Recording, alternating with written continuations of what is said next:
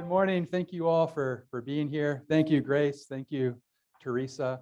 We're about 100 in total, a little bit shy of 50 in the room, a little bit shy of 50 online, and I'm just so thankful to be here with you this morning, sharing a topic that's really close to my heart. The second time I gave this presentation, I was down in Maple Grove at St.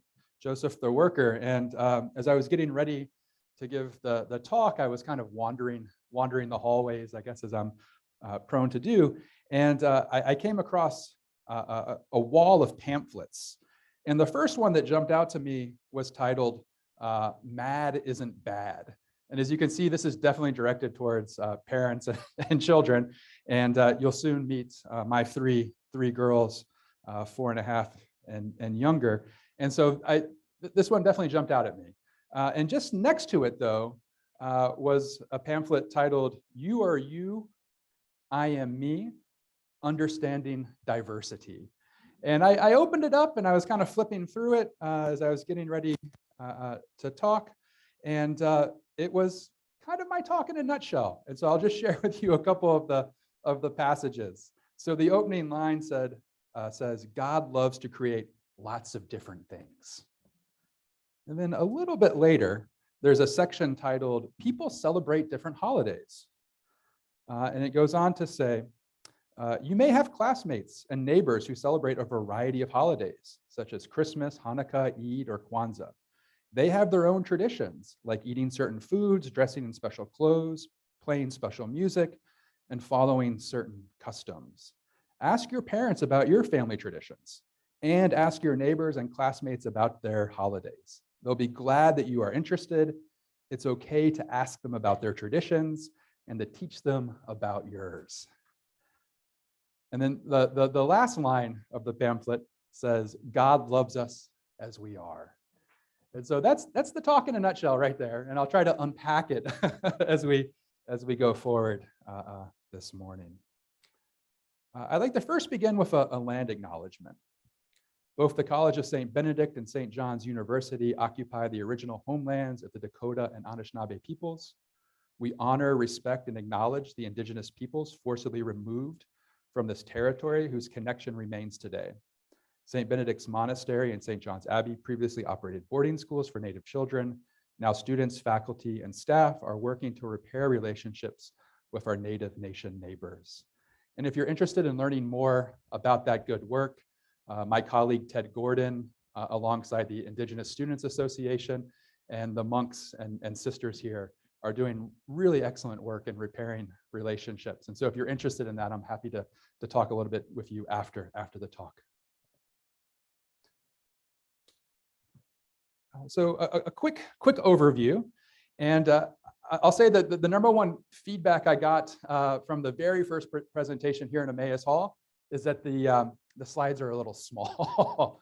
And we only have the one screen. It's the size that it is.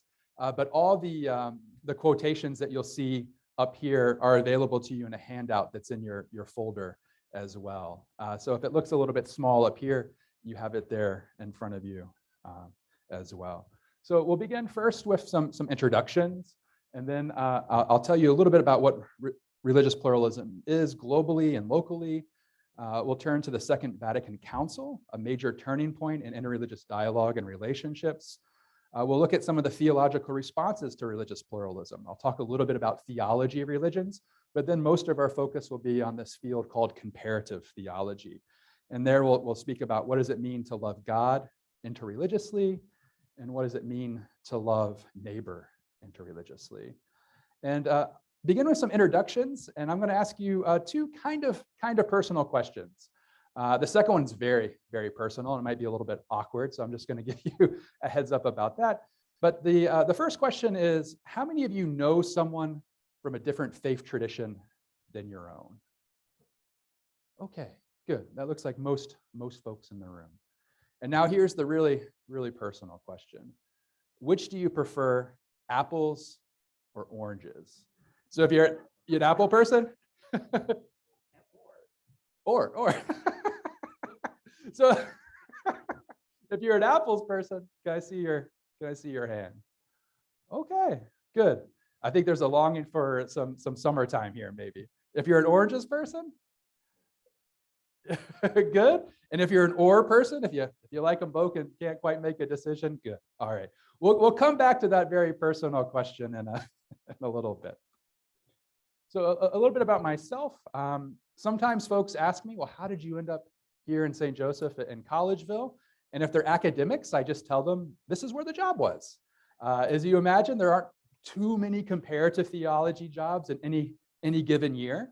And St. Ben's and St. John's had such an opening. Luckily, they flew me out in the middle of January, so I got a real sense of place. There was an igloo on campus. The lake was totally frozen over. And just in the 2 days or so that I was here, I had a real feeling that this was the place for me. And I'm very thankful that they agreed as well. And I called my then fiance, Margaret Nazalis, who's director of campus ministry here at St. John's University. And she was leading a student trip in Nicaragua at the time. So there was about 100-degree difference, maybe 110-degree difference. And I was telling her how much I was falling in love with this place of Minnesota, and that there's a real chance that we might be moving here. And I hope she was okay with that. I was maybe a little bit less kind, and this is her first time being here in St. Joseph. This is just outside of the monastery. I brought her out in May. I was really trying to convince her that this was the place for us, and the trees are blooming in the background. And over the 6 years that we've been here, we've been fortunate enough to welcome 3 wonderful daughters, Rosemary Alegria, Josephine Catherine Ananda, and Dorothy Ruth Farah, also known as the Conway sisters. And they have 2 middle names because when they were born, I received the sheet that had the names on it, and I had up to 99 characters. And I was like, it'd be a real waste not to make use of all that space. And so the second middle name for each of the girls means joy in a different language. So Alegria is joy in Spanish, Ananda is joy in Sanskrit, and Farah is joy in Arabic. So whenever we get really mad at them and we have to use their entire name, at the very end, we're reminded of the joy that they bring to us. So what is religious pluralism? The way I think about it in 3 kinds of ways. The first is that there are many religions. This is a rather obvious fact to admit, right? There are many religions in the world. The second aspect of religious pluralism is that many sincere, rational, and good persons follow these many religions. By good, I mean ethical, moral persons. By rational, I mean intelligent, thoughtful persons. And by sincere, I mean persons who find hope and meaning and comfort in these religious traditions. So there are many religious traditions, and many good, sincere, rational persons follow these many religions. And the final aspect of religious pluralism is that the many religions will remain many. They're not going anywhere anytime soon. That had not always been the thought. And so here at Edinburgh in 1910, a gathering of one of the first ecumenical gatherings of Protestant churches, they convened a conference to think about how best to do missionary practices. They were going on about 150 years, 200 years of missionary endeavors, and they were having some success. They were also recognizing that there was a little bit of competition in the mission field. And so perhaps there was a way that we could work collaboratively and engaging in this mission work. And as the conference was going on and as their spirits were buoyed, they issued this clarion call, this watchword for the conference in Edinburgh in 1910, the evangelization of the world in this generation. And so the hopes of the good work that was being done there and the hopes of the good work that had been done already, you can see this is before World War I, before World War II. There was definitely a progressive theology going on here that things are getting better and better and better, right? But that was the idea, that by the end of this generation, by the end of the millennium, the world would be Christian. And we know that's not the case. This data comes from the Pew Research Center, a great compiler of religious data, demographics. And it comes from 2015, so it's a little bit dated, but it's the best data that we have. I feel also it's fairly accurate in its description. One thing to note is that there are places in the world where it's not safe to reveal your religious identity, and so those numbers might not necessarily be reflected there. And there are other places in the world in which what it means to have religious belonging or to be a member of a religious tradition means different things. So how one understands one's religious belonging might be different from place to place.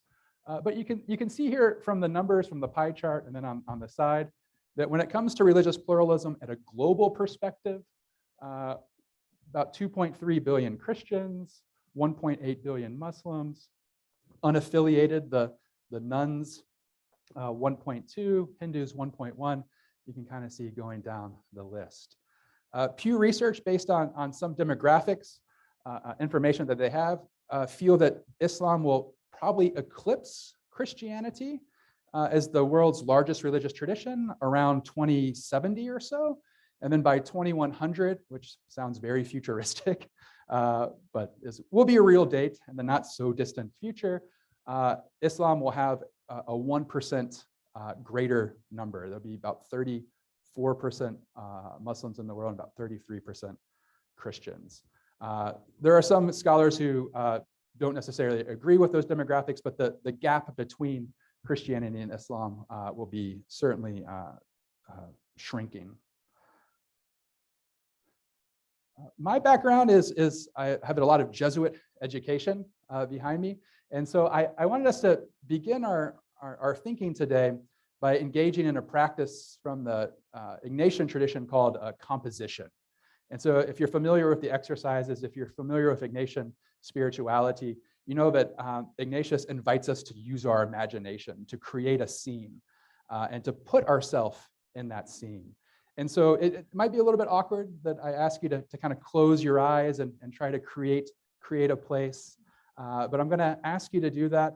I'll give you a minute or so to compose the scene, and then you can sit with that composition, and then I'll ask you to turn to a neighbor or to the folks at your table to share a little bit about this place, this space that you've created. And so what I want you to do is I want you to imagine yourself in a typical Christian church. And so close your eyes, try to create that space. If you're familiar with Ignatian spirituality, you know the senses are called upon. So what does that space look like? What does this typical church look like?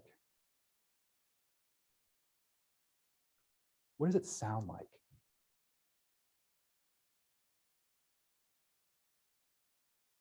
What does it feel like?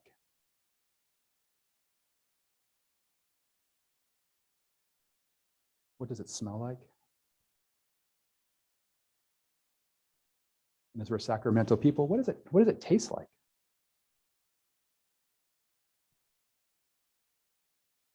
Yeah, sorry if you didn't get an opportunity to share at your table. We will have a break and we will have a meal together as well. So there'll be an opportunity to return back to it. So from what I heard, you all did a fantastic job composing that scene.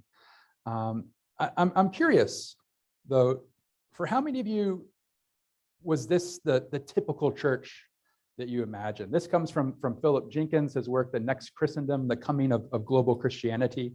And he says, if we want to visualize a typical contemporary Christian, we should think of a woman living in a village in Nigeria or in a Brazilian favela. Yes, all right, excellent, fantastic. Yeah, this is a challenge for us to think about and the role that imagination plays in the way in which we do our theological work. If we go back to that image from the 1910 Edinburgh Missionary Conference, and we look at some of the numbers, and in 1900, about 80% of the world's Christians lived in what's referred to as the global north, which is Europe and North America, but especially the United States and Canada. And by 2050, that number will have shifted.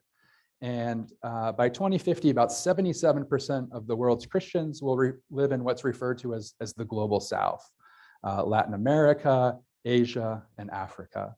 And that's a major demographic shift. And one of the challenges for theological reflection is the way in which, how is that shift informing the theology that's taking place? And what are the hopes and fears? What are the longings? What are the questions that are at the center of theology? And are they representing this demographic shift? One of the courses that I teach here in the School of Theology is called Asian Christian Theology. We are very fortunate and blessed to have many religious men and women from Asia as students here, many from Vietnam, and my class is predominantly students from Vietnam, and we're having fantastic conversations about doing theology in the Asian context. One reason we call it Asian Christian Theology is to be very clear that this is a course on Asian Christian theology, and if that's something that interests you, then you should sign up for it. But there's another reason as well, and it deals with the questions of normativity. Our other classes in systematic theology, we don't refer to them as Western theology or European theology or United States theology, American theology in that way. And so it does raise a question of what is normative and what is normal. And so I'm really thankful, though, that the School of Theology has allowed me to have this opportunity to teach this class. And we've been having fantastic conversations all semester. When we think of religious pluralism at a local level, this table might be helpful for us. This also comes from the Pew Research Center 2014 data. And I really like this approach because it makes it easy for us to think of statistics and percentages. So it imagines the United States as 100 persons. And so you can see here, 2 Jews, 1 Muslim, and 71 Christians. I think sometimes when we imagine religious diversity in the United States, we sometimes imagine the United States to be a little bit more diverse than what it actually is. Certainly in the 1965 and the Immigration Act and the lifting of certain quotas and percentages on where folks can immigrate from has made the US a more religiously diverse place. That's for certain, but perhaps not as diverse as we imagine. An exercise that I sometimes do with my undergraduates is I put up on the board 320, and I ask them to tell me where to put the decimal place when it comes to the number of Muslims in the United States. They know that 320 million is way too many. That's about the population of the US. But when I move it between the 3 and the 2 and the 2 and the 0, they're not quite sure where it ought to go. 32 million, about 10%, that just doesn't seem right to their experience. But the 3.2, the 1%, which is the actual number, that doesn't seem right either in the way that diversity is represented here, often kind of in a negative fashion. So they really kind of struggle, where does the decimal place go? And oftentimes they do end up putting it about that 10% at the 32 million mark, just because that makes more sense to the way in which religious diversity is spoken of, both positively and negatively in the United States. Perhaps it's not too surprising, Minnesota's numbers don't look that different from the national numbers. We have a little bit more mainline Protestants, thank you Lutherans for that. We have a little bit more Catholics, thank you Stearns County for that. But otherwise the numbers are pretty much the same. And if you notice here, the largest non-Christian group are those nuns, those non-affiliated folks. And many of them are a generation or two removed from the Christian tradition. And so that also, I think, puts the degree of diversity in perspective a little bit. When it comes to thinking theologically about religious pluralism, we have to turn our eyes to the Second Vatican Council, particularly the document Nostra Aetate, as a major turning point in the way in which the Catholic Church thinks about religious diversity and the reality of religious pluralism. And so on your handouts here, you do have this second paragraph of Nostra Aetate here, and we'll read through it and try to unpack it together. If you're familiar with how papal documents are named, they take their name from the first two or few words of the opening line of the document. So Nostra Aetate, in our time. And if you're thinking about when this is written, it's written in 1965, and it reflects a major moment in theological reflection.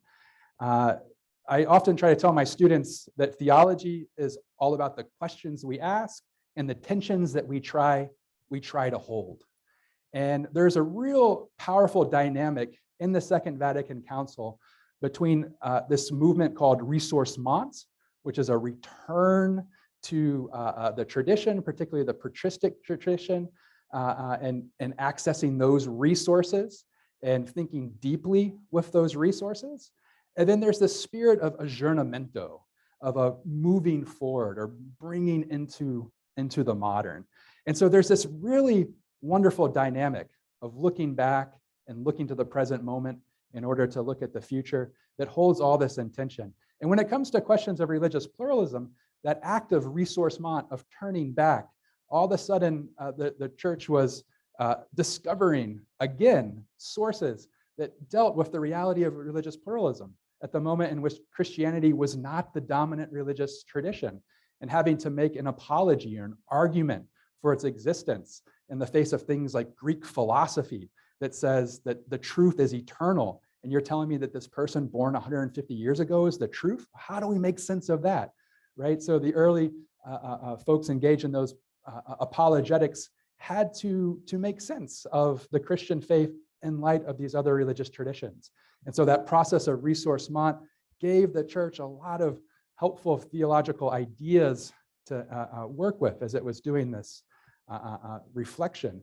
And then also that idea of aggiornamento, of taking seriously the reality of religious pluralism. And the name Nostra Aetate, in our time, a recognition that things are not as they should be, that the world is broken and it's fractured, right? And the idea of Nostra Aetate is that there are people of good faith and goodwill out there, people that we can be co-partners with. How do we cultivate these relationships? How do we build up these relationships? And so if you've read through Nostra Aetate, you know it begins with the big questions. What does it mean to be human? What does it mean to love God, right? What does it mean to love neighbor? These are all present there. And if you look at the second paragraph, and now I have to try to find my handout here. It's a very radical teaching. Radical in the sense that it gets at the roots of things. So it says, the Catholic Church rejects nothing of what is true and holy in these religions. It has a high regard for the manner of life and conduct, the precepts and doctrines which, although differing and in many ways from its own teachings, nevertheless often reflect a ray of that truth that enlightens all men and women. The church, therefore, urges its sons and daughters to enter with prudence and charity into discussion and collaboration with members of other religions. Let Christians, while witnessing to their own faith and way of life, acknowledge, preserve, and encourage the spiritual and moral truths found among non-Christians, together with their social life and culture. The Catholic Church rejects nothing of what is true and holy in these religions.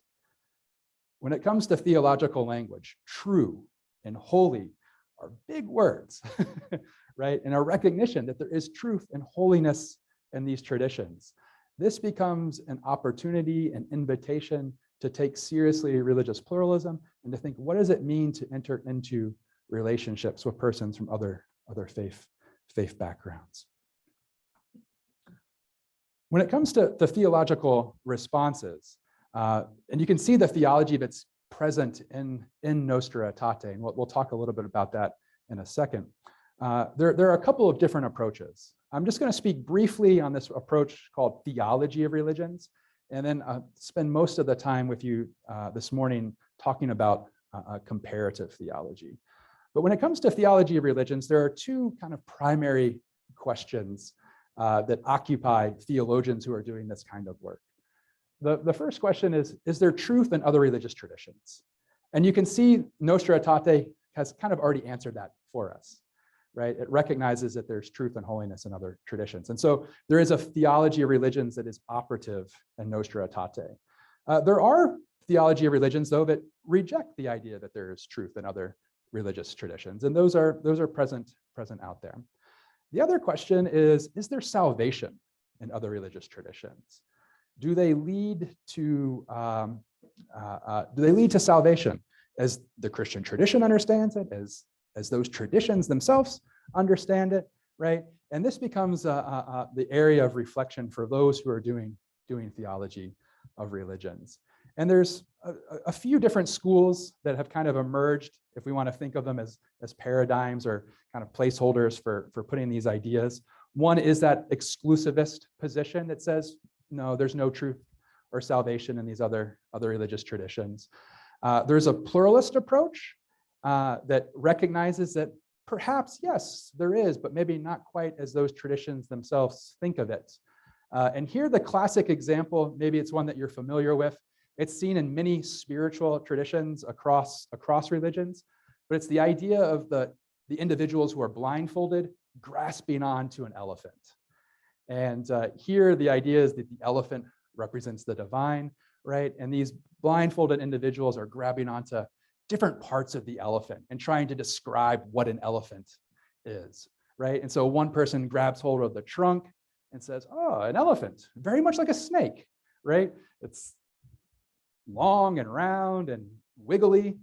Elephant's got to be like a snake, right? And then someone grabs the ear and says, an elephant, very much like a palm, right? A palm branch. It's just kind of flapping in the wind here. Someone grabs the elephant by the leg and says, oh, like a tree trunk, very strong, very solid.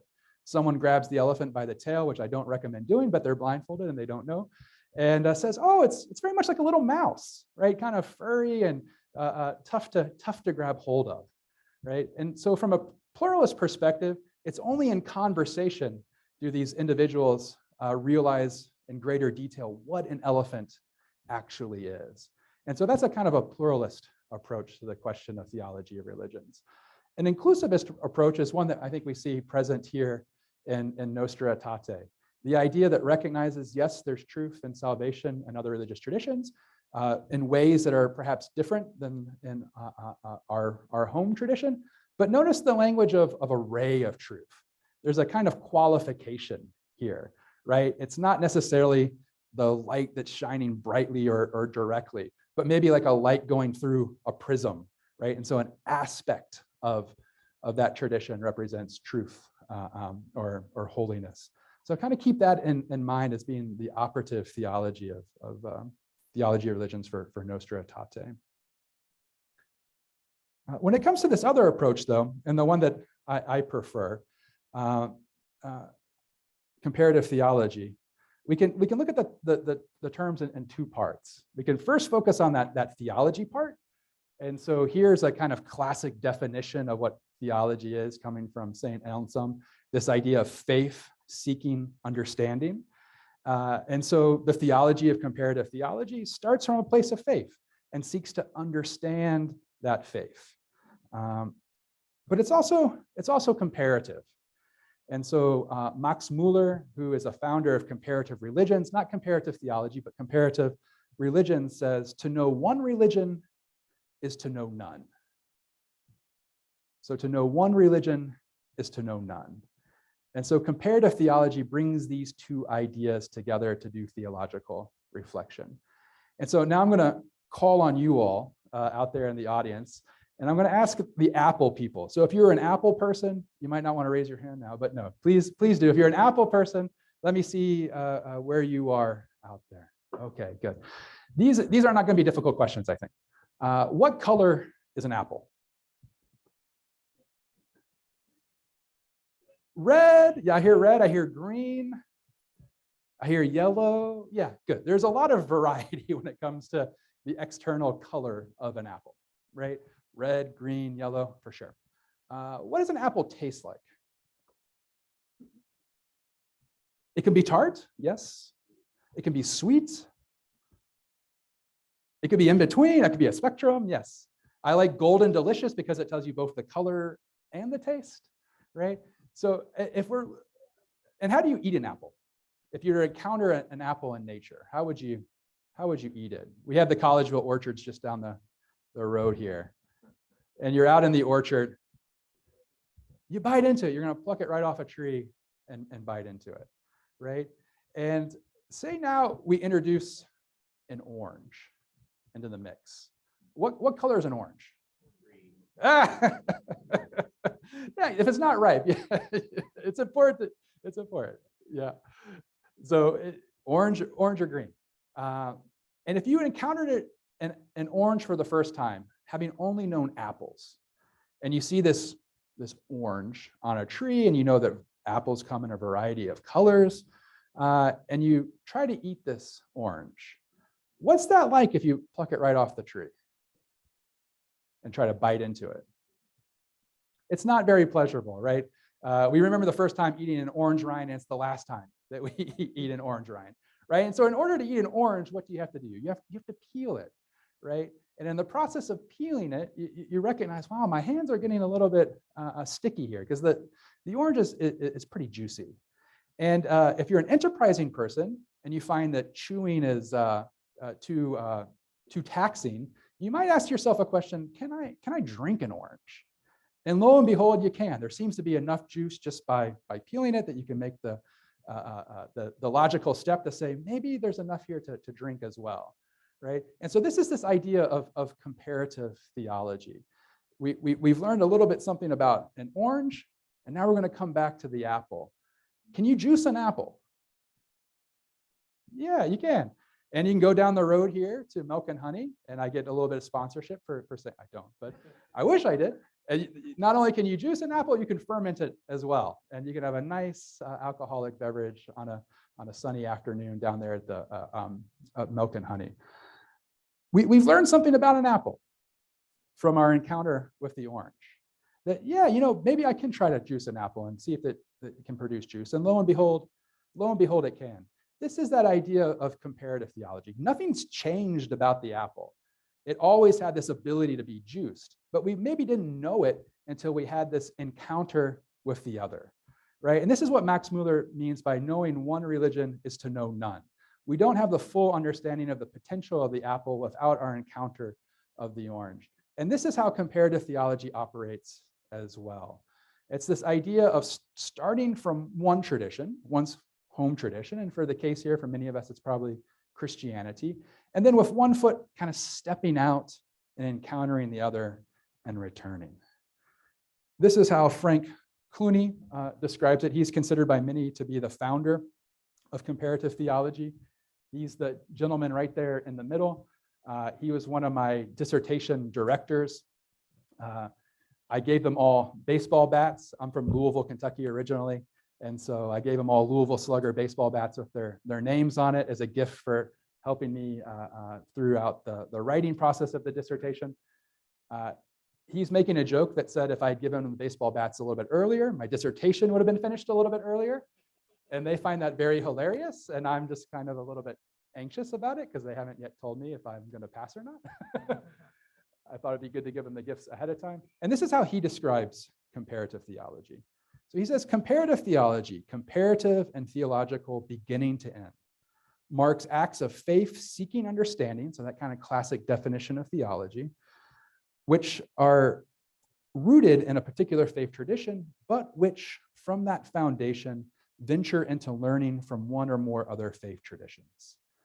This learning is sought for the sake of fresh theological insights that are indebted to the newly encountered traditions as well as the home tradition, right? So it begins as that classic approach to theology of faith seeking understanding, but now by stepping out of one's tradition, encountering a tradition of another, one returns to one's home tradition with new insights, new questions, what really generates theology in light of those encounters.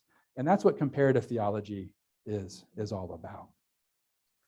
And so now we're going to do an exercise of comparative theology. Sometimes when folks ask me, what does it mean to be a theologian? And I need to give them like the very short, short answer. I say it means to think about what does it mean to love God, to love neighbor, to love self, and then to think about why are we so bad at it? So I thought for doing this comparative theological reflection, it might be helpful to think of it in light of those terms, of the commands to love God and to love neighbor. And one of the things that we kind of quickly realize, at least in English, is that our love language is a bit diminished. We only have one word for love.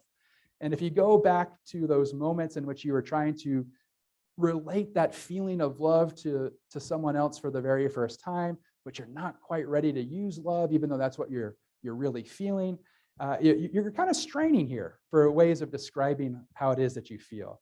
And so you might say, well, I like you, or I like you, or I really like you, but you're not quite ready to use that love word, right? Because all we have is that one word. For those of you familiar with C.S. Lewis, you might know the idea of the 4 words of love. And if you were to go onto Google and do a search for how many Greek words there are for love, you might get 6 or 7. But C.S. Lewis lifts up these 4 for us. The first is that idea of storge. And this is the love that one has for one's family, right? For parents, for siblings. And you'll quickly see that for the Greeks, it's oftentimes the object of one's love sort of defines what that love is like. The second kind of love is philia, the love that one has for one's best friend. This is where we get the city of Philadelphia, the city of brotherly love. Unless you're a Vikings fan going there for a playoffs, then they'll throw full cans of beers at you. You gotta watch out. It's not always a place of love. But philia is the love that one has for one's best friend. And we know that there's probably a difference between the two. If you've ever gotten to an argument with a sibling and taken the side of a friend, and a parent tells you blood is thicker than water, right? Well, you know there could be 2 kinds of love here. Another kind of love is eros, from which we get the word erotic. This is bodily love, it's passionate love, it's sensual and sensuous love. And then finally, we arrive at agape, a self-giving, a self-sacrificing love. And when we look at the Christian tradition, particularly that first letter of John, in which we are told that God is love, we can see that it is a love fest, but very much an agape fest. And so I tried here to highlight for you wherever the word agape and its various forms appear in this famous passage from the first letter of John. And so it says, "Beloved, let us love one another because love is from God. Everyone who loves is born of God and knows God. Whoever does not love does not know God, for God is love." And you can just see here in the Greek all the different forms of agape, right? And so for the Christian tradition, agape is often the kind of love that is lifted up as the highest kind of love, or the best kind of love. When it comes to Hinduism, and this is the tradition that we'll be primarily thinking about when it comes to loving God and neighbor interreligiously, we're going to see that there are 11 kinds of love. And we find these 11 forms of love in a short little work by the sage Narada. Here we're introduced to him holding a pot on his head. You might ask yourself, why is Narada holding a pot on his head?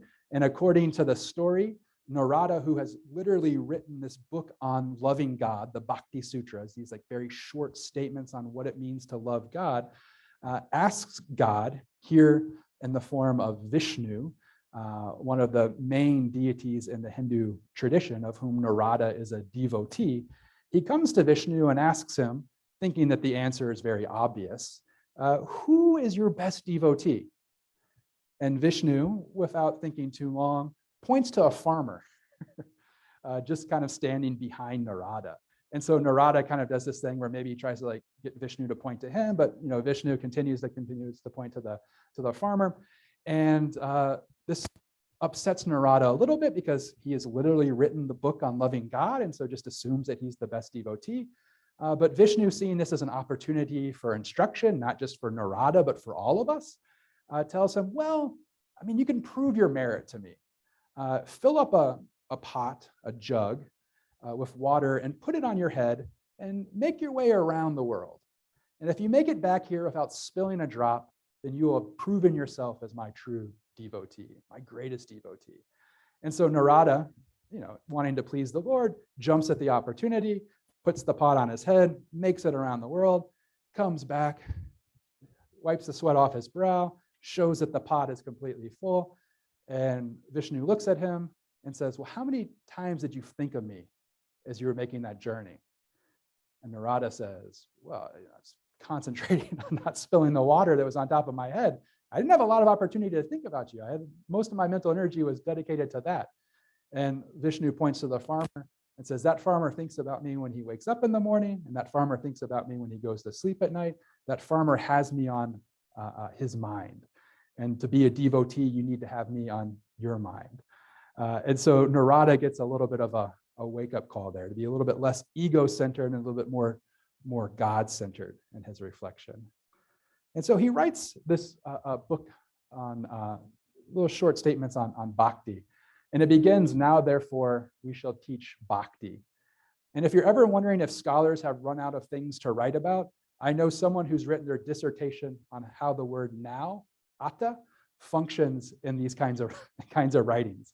So we still have a lot to explore when it comes to scholarship. But it just makes it very clear that this is what Narada is going to be writing about, how to love God. Narada goes on to say that bhakti, this way of loving service, of devotion to God, is the best of all the paths. It's better than the path of action, which is typically associated with performing sacrifices. It's better than the path of knowledge, which entails studying the philosophical texts of the tradition in order to know the true nature of the self. Bhakti is better than that.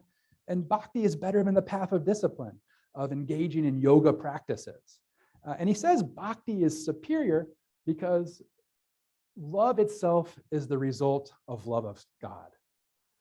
The means and the end are one and the same. As soon as you start loving God, you have already arrived at the goal of the bhakti tradition, which is loving God. Performing sacrifices, you have to do the sacrifice to achieve another end. You have to study scriptures in order to know the self, right? The means and the end are not quite one and the same. But for Narada, loving God is both the means and the goal. And as soon as you're doing it, you've already arrived at the end. And then at the very end of the text, he unpacks for his audience these 11 ways of loving God. And so he says, the first way is attachment to the greatness of God's qualities. And I believe this is on the handout as well. And here, these are those maximal qualities of God's omniscience, God's all-knowingness, God's omnipresence, God's all-lovingness, right? God's all-powerfulness. This is the first kind of love that one can have, this kind of awesomeness of God. The second kind of love is to love God's beautiful form. And the theologian Ramanuja, at the very beginning of his commentary on the Bhagavad Gita, this great sacred text we'll talk about here in a second, remarks on how beautiful God is, how sweet God's voice is, how tender God's caress is, how sweet smelling God is. So it's a very imaginative practice that calls on one to focus on the beauty of the divine, not just in an abstract kind of way, but in a concrete way as well. To worship offering and the remembrance of God. And then Narada introduces these kinds of loves in which God is loved in a particular sort of way. And so he imagines serving God as a servant, loving God as a friend, loving God as a child, loving God as a spouse, and self-surrender and absorption, and in the greatest separation. For many of these devotional traditions in Hinduism, the highest kind of love isn't the experience of union with the divine.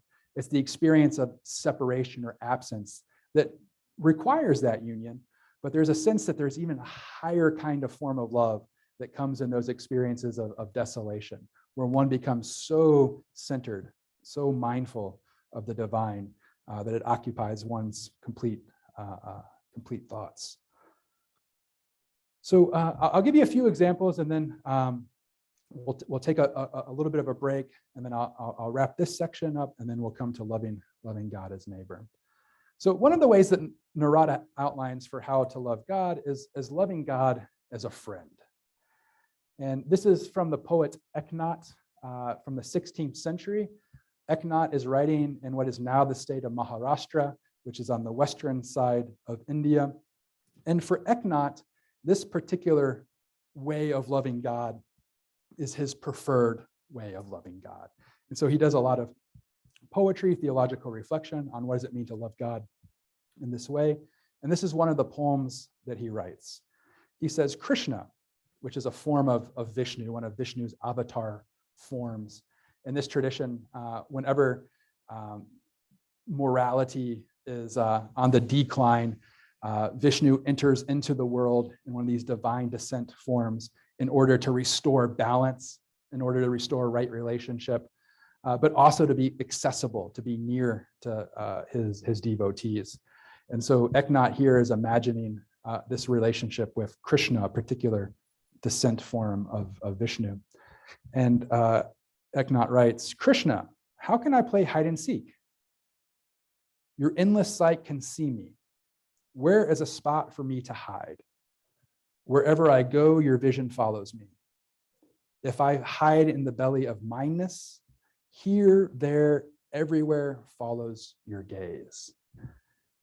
So Eknath is imagining himself to be a childhood friend of Krishna. And he recognizes that, Krishna is the supreme Lord of the universe. It's going to be very difficult to play hide and go seek with Krishna.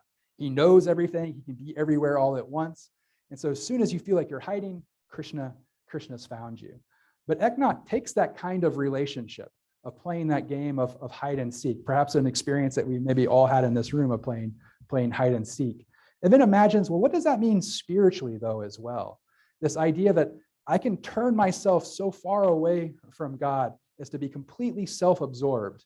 But even in that self-absorption, even in that supreme ego-centeredness, God is still going to find me, right? This is the way in which Eknath plays with that idea. What does it mean to love God as friend? And then taking that to another spiritual level. Perhaps the greatest example in this tradition of loving God as a best friend is the story of Arjuna and Krishna, which is at the center of the great epic called the Mahabharata, which is the story of 5 brothers going to war against their 100 cousins for a kingdom that is rightfully theirs. And if you think about it in terms of length, if you were to put the Mahabharata on a bookshelf, we're talking about something that's about this big. It's a pretty hefty set of books. And right before the battle, which is probably what most folks are getting ready for, the authors of the Mahabharata insert these 18 chapters, which is called the Bhagavad Gita, the Song of the Lord. It's very philosophical, it's very practical, and it's standing in the way of the big battle scene that we're about to try to get to. So it's a really kind of genius part on the part of the authors to know that you're going to have to make your way through this in order to arrive at that.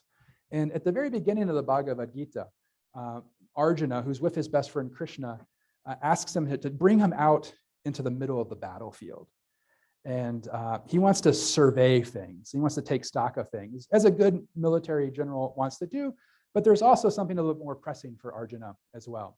And so as he gets out there, he looks to the one side and he sees his brothers and their allies. And he looks across the way and he sees his cousins, his family. He sees his teachers. And the Bhagavad Gita says he drops his bow because he doesn't know what to do.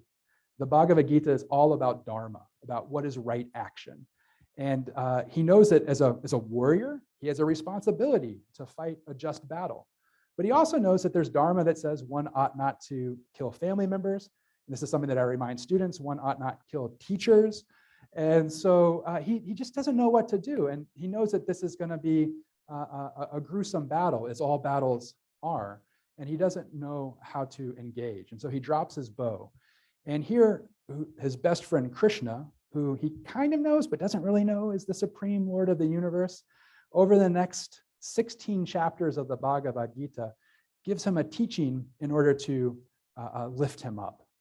And at the very end, after Krishna has revealed his divine form to Arjuna, and Arjuna immediately apologizes for not knowing that his best friend was the supreme Lord of the universe, and says, if I ever played any jokes on you, or if I ever called you a name, please forgive me. I didn't know who you were.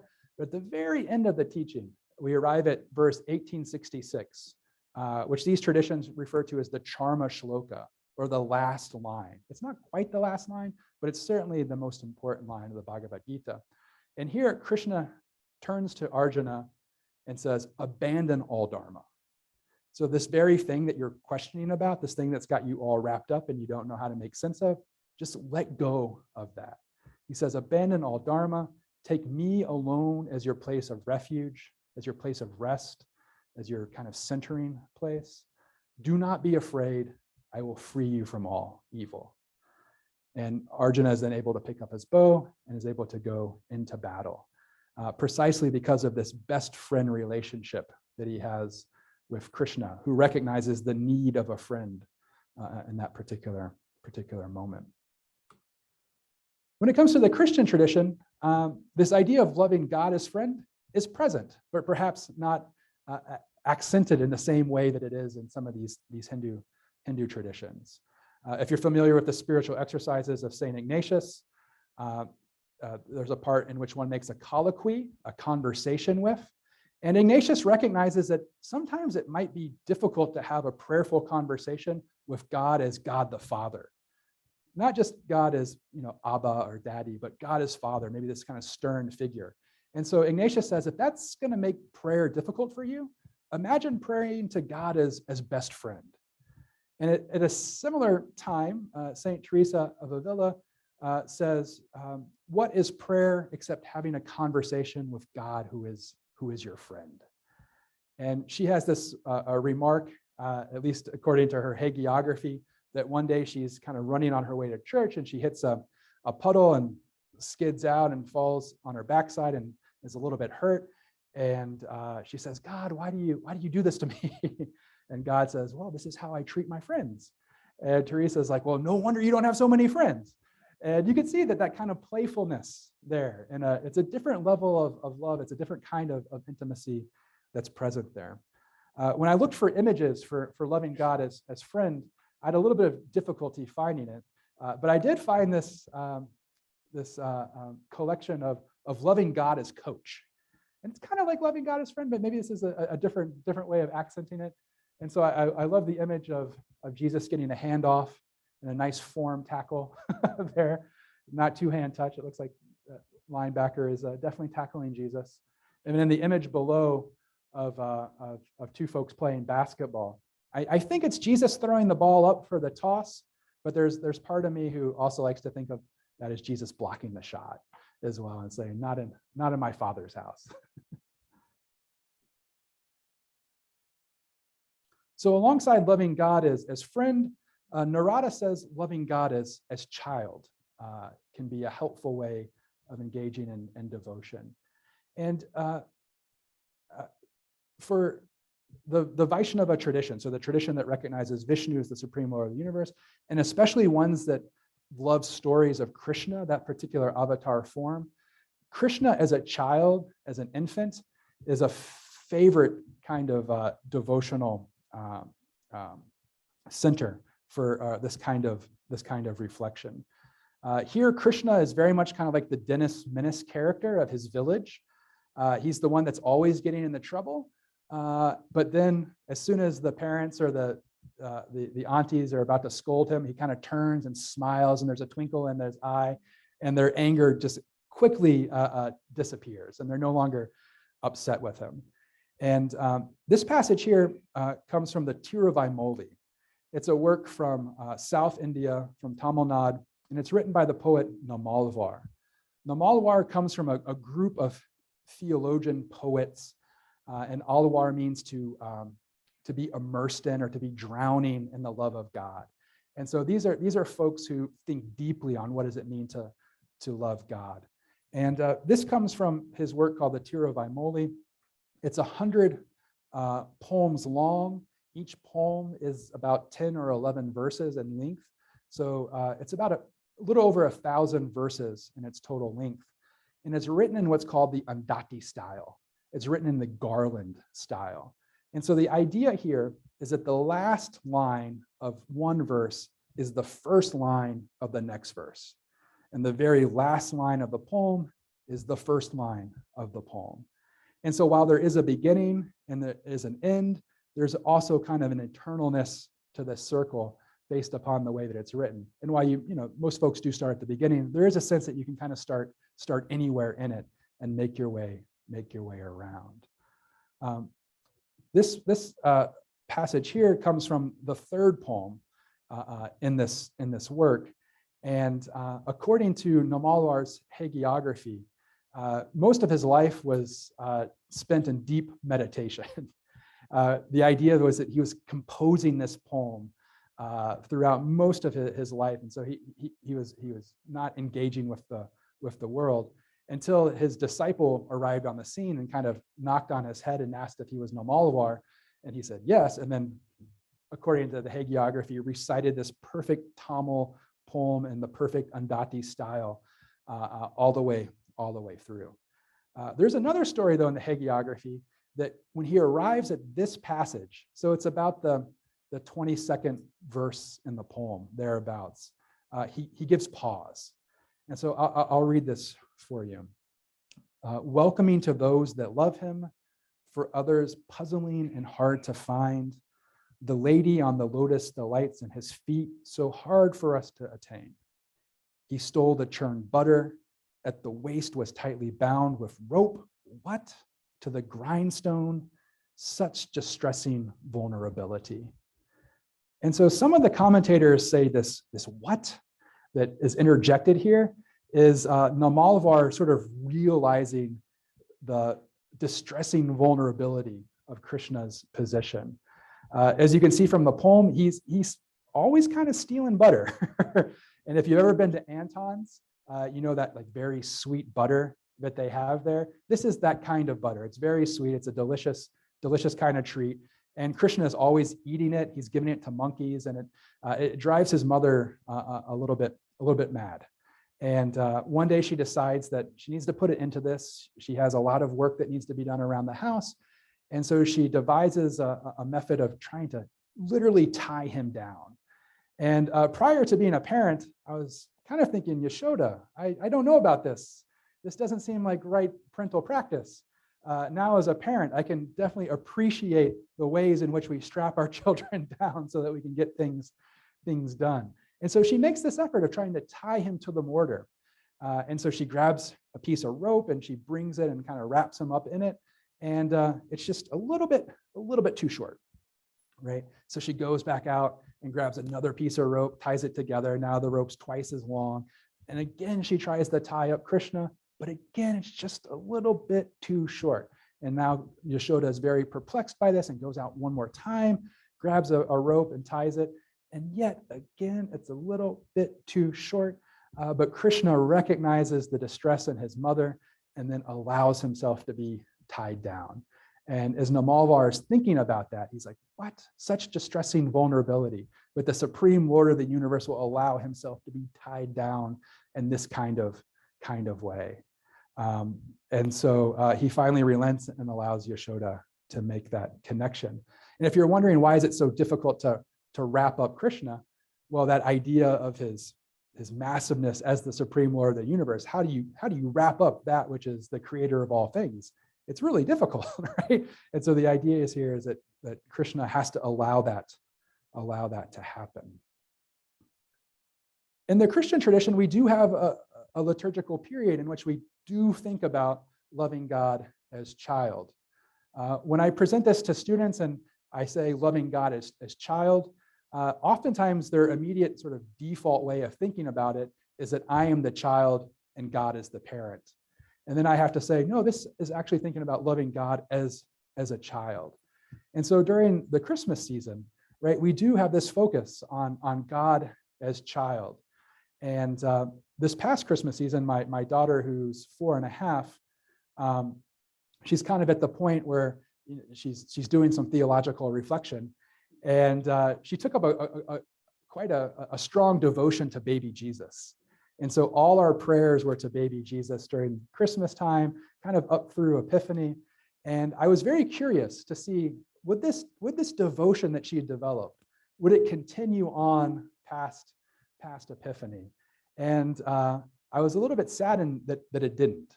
Our prayers to baby Jesus pretty much stopped when, I guess, conversations about baby Jesus stopped.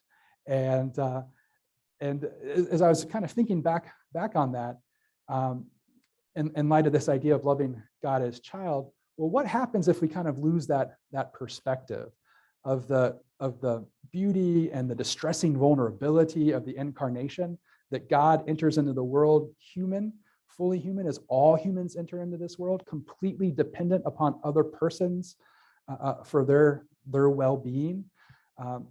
This quote comes from James Keenan, a professor of moral theology, who was one of my professors.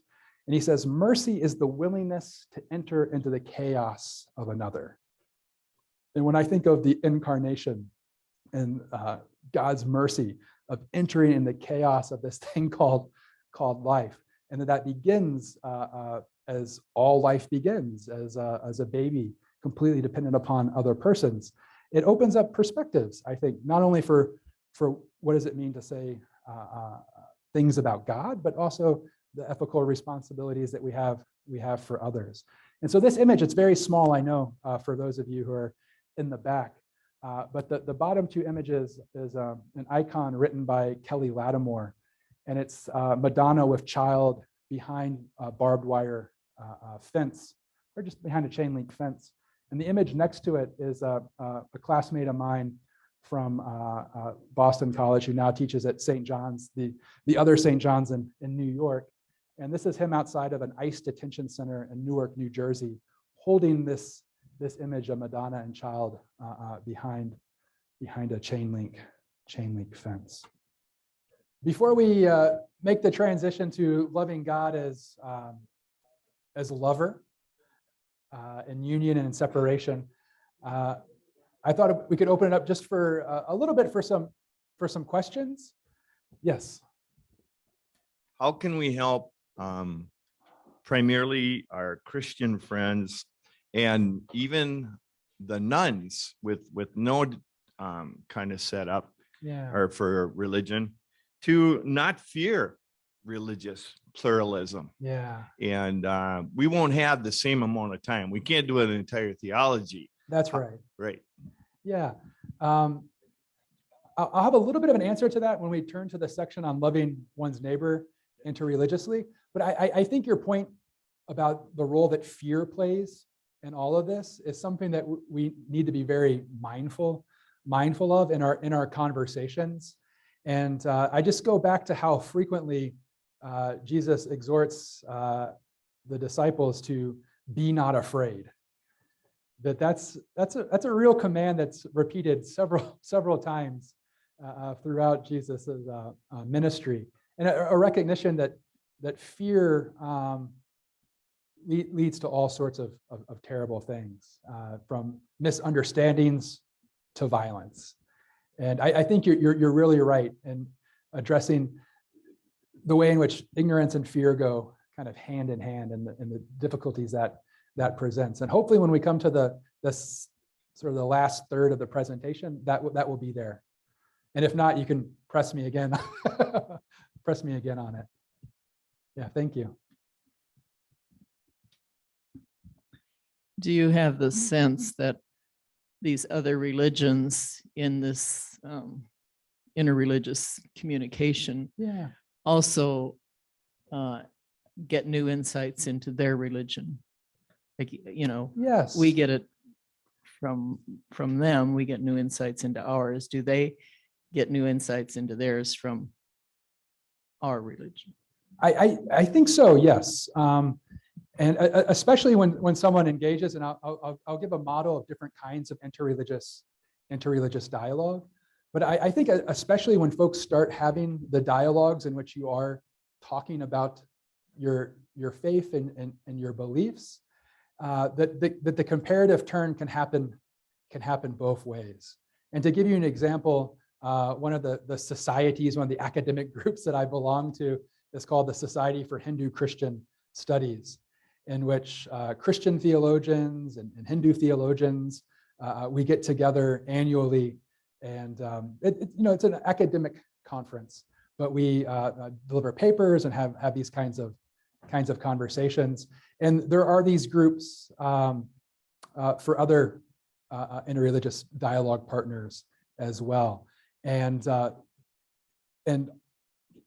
these include folks in which Christians are not partaking in the dialogue. So there's another group that's Hindu-Jewish interreligious dialogue, and so I think the answer to that is yes. And one of the questions that comes up, and it might come up a little bit later, and if not, I can speak to it, is the relationship between interreligious dialogue and evangelization and proclamation.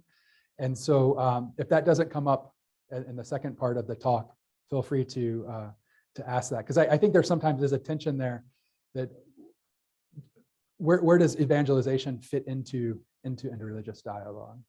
Yeah. The church's document 1965 that you referred to, and I'm really familiar with the theology of the church before then, because that was the one I was raised in. Yeah. And it seemed like we were raising questions, even as children, right? Well, what about all those, the church is the one true church, and that's how. And what about all those babies in Africa that never heard of Jesus? And my question, I guess, is, and I think the quote from the document shows a bit of openness that was leaking in at that time. Yeah. I don't know what the official teaching of the church is right now about that.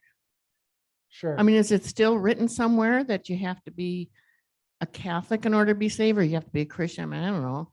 No, that's a really great question.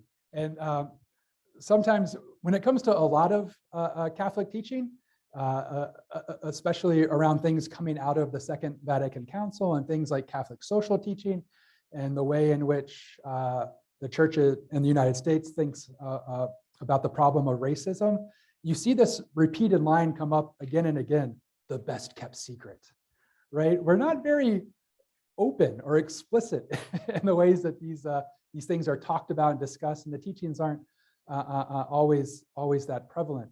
And other documents from Vatican II, the language, again, it's qualified. It's an inclusive theological position. It's not a pluralist position of those theology of religions. It's one that recognizes that the Catholic tradition, when it comes to truth and holiness, has the most of it. But it also recognizes truth and holiness in other traditions. And when it comes to the question of salvation, this is where some of the theologians of religion begin to ply their trade and try to make sense of what would this mean. But in the language of some of the other Vatican documents, like Lumen Gentium, so the way in which this is referred to is ways known to God.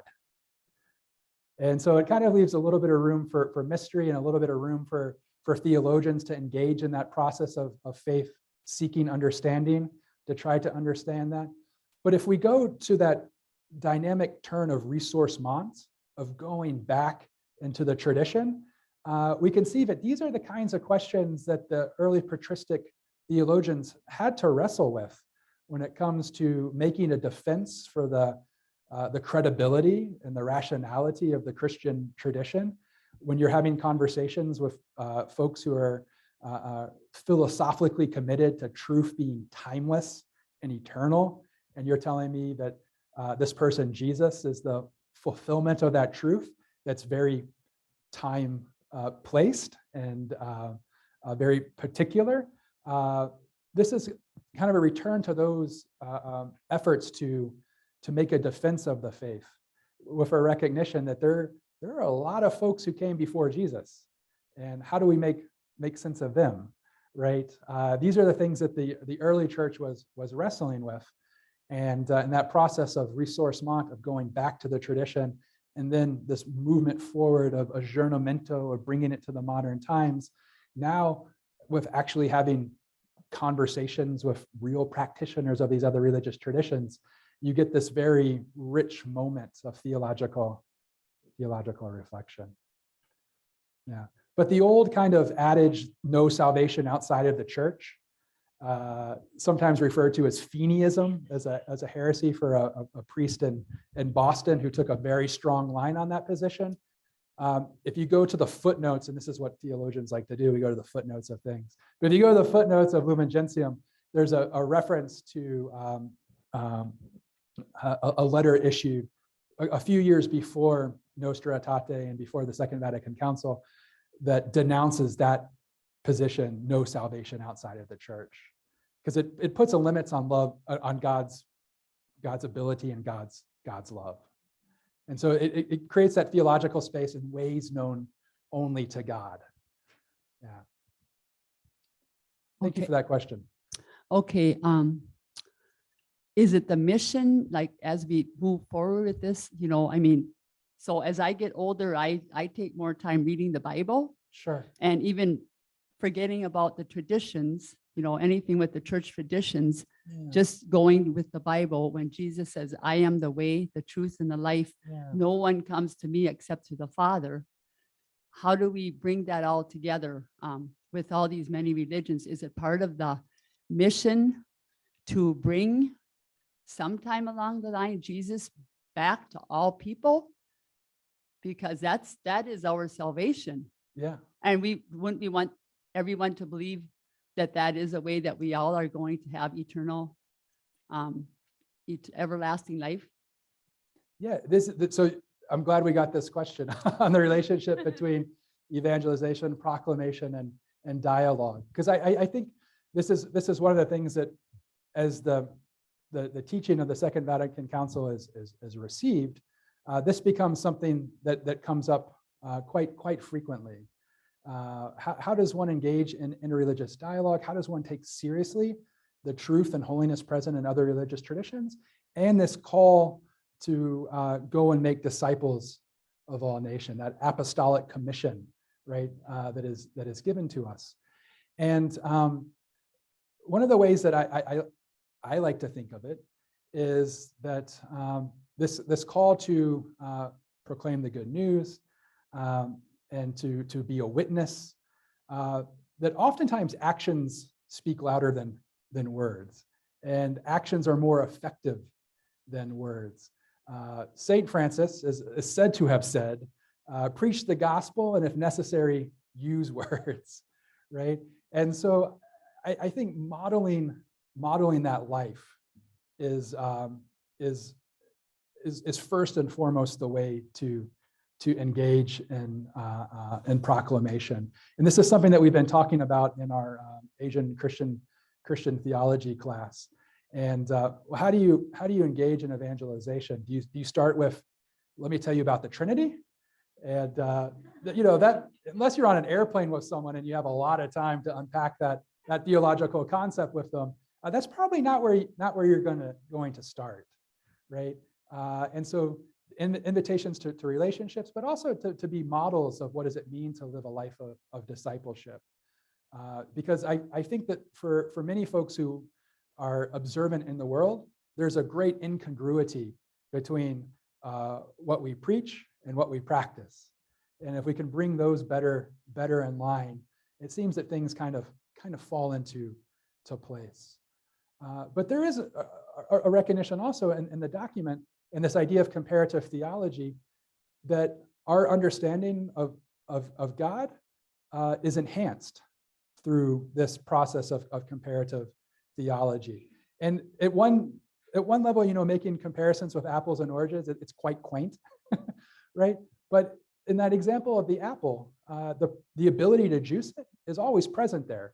We may never come to that realization, and so our knowledge of the apple has been limited in some way. Only through that encounter with the orange do we awaken to that possibility.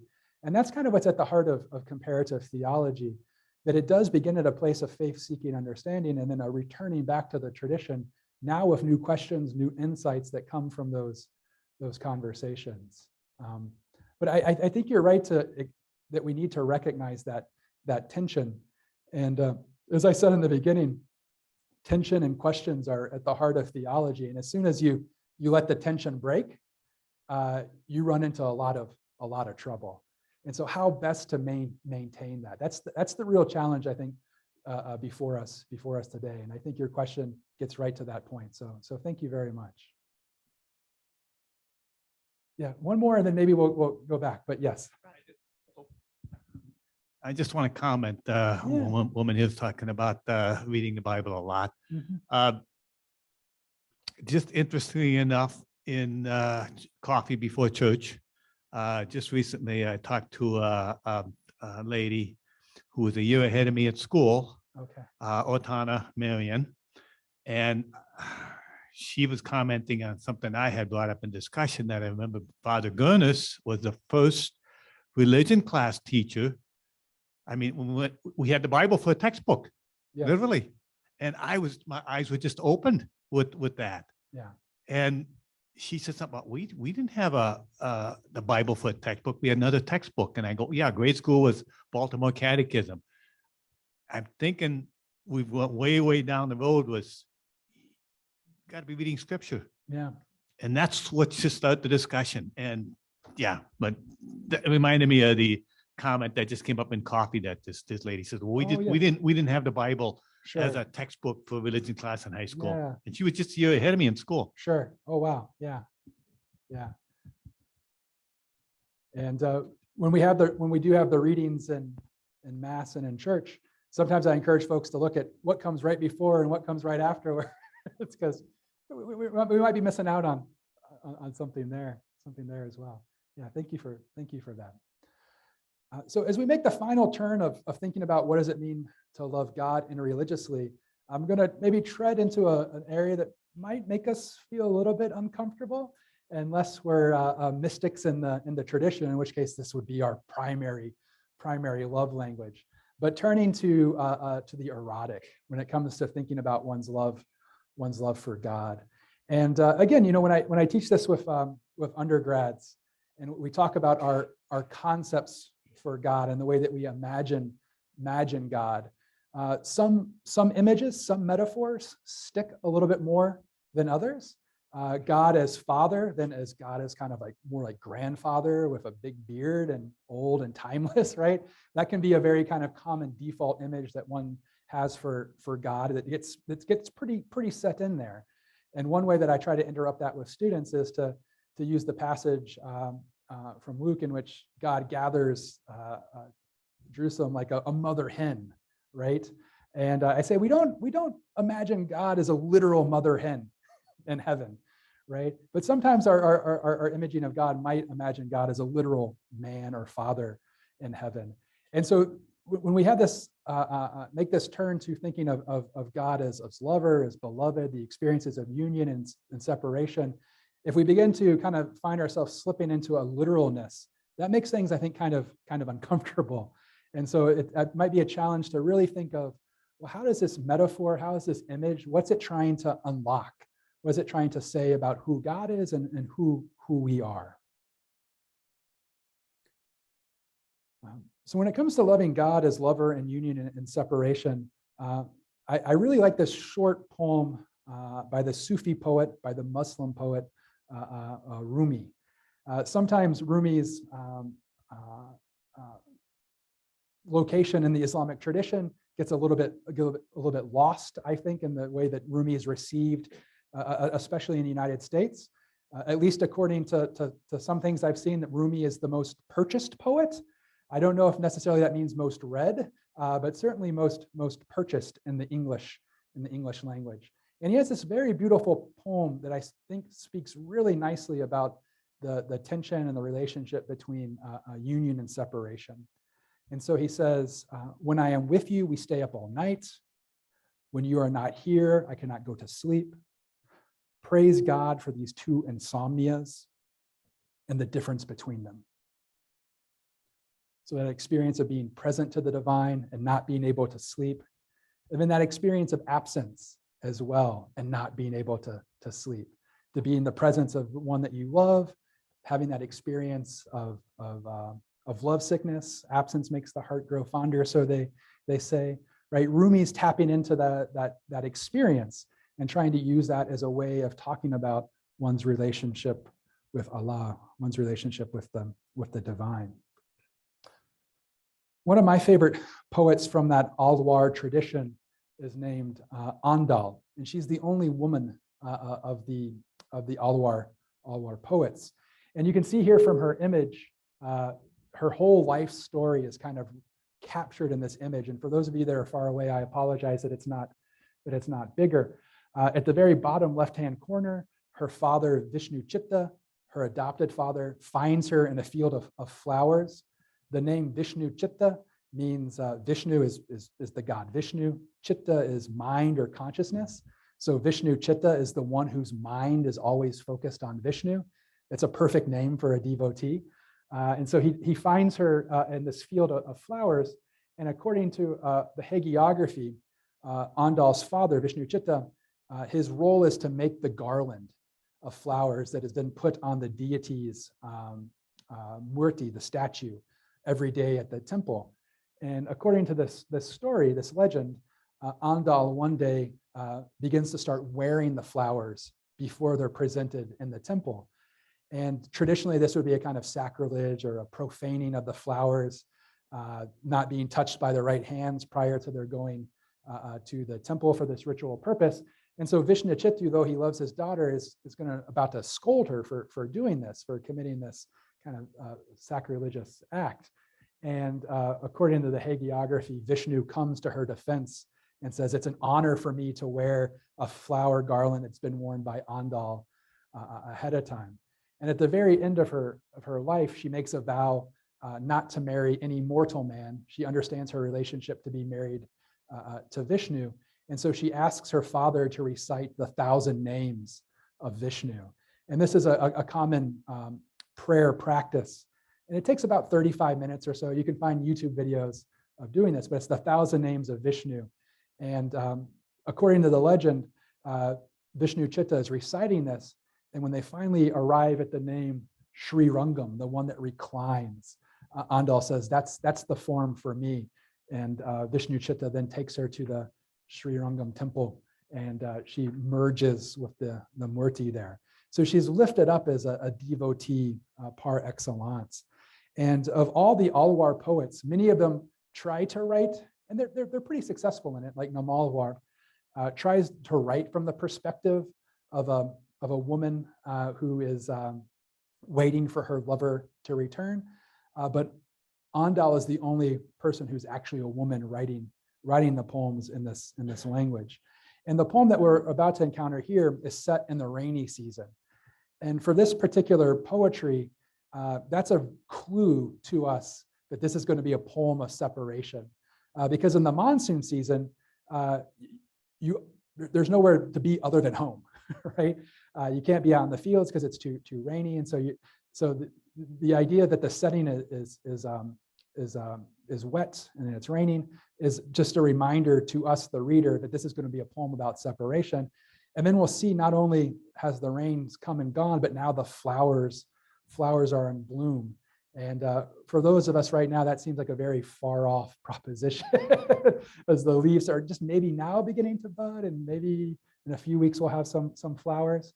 But the idea here is that the rainy season has come, the flowering season is now present, and Andal's lover, the divine, is absent. So this is what she writes.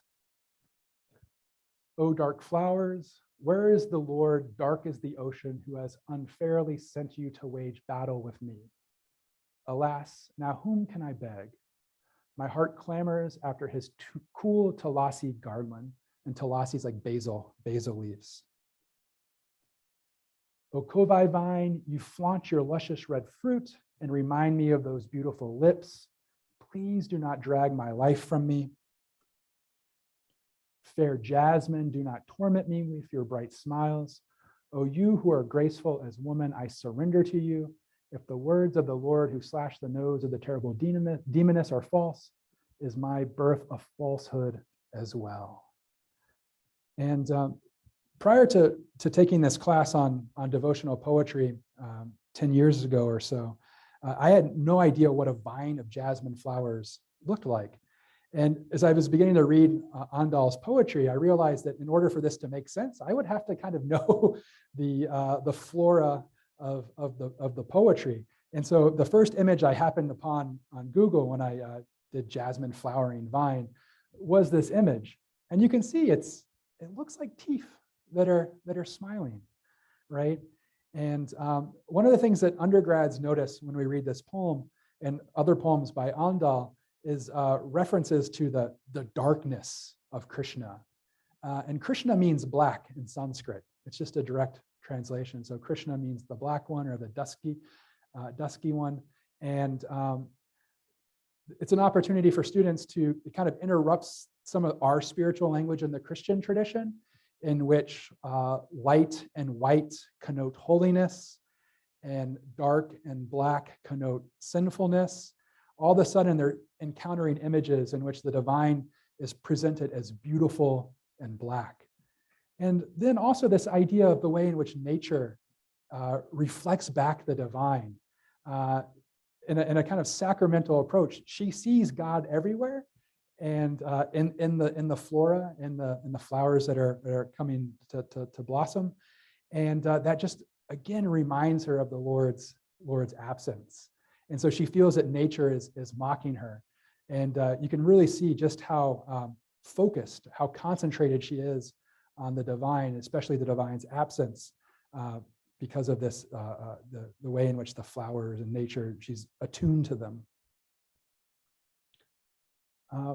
When it comes to the Christian tradition and the Jewish tradition, the Song of Songs is probably the most classic text that connotes this kind of love that is erotic, that is sensual, that is sensuous. And it's a text that we might not often encounter in church, and when we do, it's oftentimes at weddings, in which we get those very pastoral images of beauty being described like freshly shorn sheep, and your hair is like gazelles. And unless you grow up in that kind of context, some of this doesn't maybe make quite a lot of sense to us. And so I'm always encouraging folks, if they're looking for a passage from Song of Songs, to go to something like this, to have this read to be read in congregation. And I think you'll get a sense for what's happening here. So it says, I slept, but my heart was awake. Listen, my beloved is knocking. Open to me, my sister, my darling, my dove, my flawless one. My head is drenched with dew, my hair with the dampness of night. And then the beloved says, I have taken off my robe. Must I put them back on? I have washed my feet. Must I soil them again? My beloved thrust his hand through the latch opening. My heart began to pound for him. I arose to open for my beloved, and my hand dripped with myrrh, my fingers flowing with myrrh on the handles of the bolt. I opened for my beloved, but my beloved had left. He was gone. My heart sank at his departure. I looked for him, but did not find him. I called him, but did not answer. So I read this with undergrads and tell them this is pretty PG-13. It's not explicit, but you get a sense of what is happening here, right? And you see lovers about to meet, but not quite meet. There's a passing in the night that takes place here. And again, it can be a little bit uncomfortable, I think, for us to think in this key, especially if we're not sort of mystically inclined. But one of the reasons why I think this idea of loving God as lover, the experiences in union, the separation, really resonate is it reflects the dynamic that's at play in relationships with God. And there's a longing on the part of the individual to be united with the divine. And sometimes we can think that that's a one-way street or a one-way relationship. But the Song of Songs and then the mystical traditions and the commentaries that are developed around them reveal that God is a God that also wants to be in relationship with us, right? Who's doing the seeking here? Who is doing the knocking? and who's the one that's having a little bit of difficulty getting out of bed, right? And so there's a real kind of depth here that opens up new horizons for us. And at first, again, it might be a little bit uncomfortable. Other traditions might seem a little bit more at home in imagining God in this way, using this erotic language for thinking about one's love for the divine. But I think if we sit with this and allow for that sort of awkwardness perhaps to interrupt some of the ways in which we imagine the divine, that there's a new levels of encounter are possible or available to us. And to transition now to this idea of loving neighbor. So this is the temple called Tirupati, also referred to as Tiruvenkatam.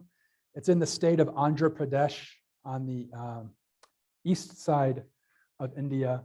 And this is perhaps the most frequented religious site in the world. On any given day, 180 to 200,000 people make their way to Tirupati. And on high holy days, that number could be 350, 400,000 persons. So it's a very, very busy place. And the poet Namalwar, who we encountered earlier, in his Tiruvaimoli, that 100-poem song, writes this about Tirupati, about the Lord of Tiruvenkatam. He writes, praise his feet, lovely as flowers, place him in your mind, and the cowherd of Tiruvenkatam will kill relentless old age, birth, death, disease. Before you reach the limit of your time, before you grow old, reach him who rests under the serpent hood, reach him in Tiruvenkatam, hill filled with forest flowers, lakes.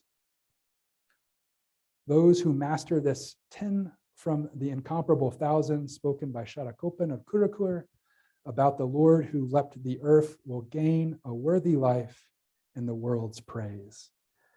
And so this is one of the pilgrimages songs in the Tiruvaimoli that encourages persons to go to these temples in order to have the experience in what this tradition calls darshan, the experience of seeing and being seen by God. That idea of the avatar of God descending into the world in those various forms like Krishna. Another way in which devotees can have this experience of encountering God is to go to the temples where God resides. And you notice here it says, before you reach the limit of your time, before you grow old, make your way to Tiruvenkatam. The reason why it encourages you not to put this off is not just because you don't know how long your life will last, but also if you wait too long to make it to the top of Tirupati is a very difficult undertaking. There's about 3,500 steps that one needs to ascend in order to make it to the top. To put that in perspective, the Empire State Building has about 1,600 steps. So this is like 2 Empire State Buildings. The good news is that that's spread out over about 10 miles. So you're not going straight up, but it's a very long, circuitous path. The even better news is that in the 20th and 21st century, you can take a bus and you don't necessarily have to go up all those steps. And that's what I did.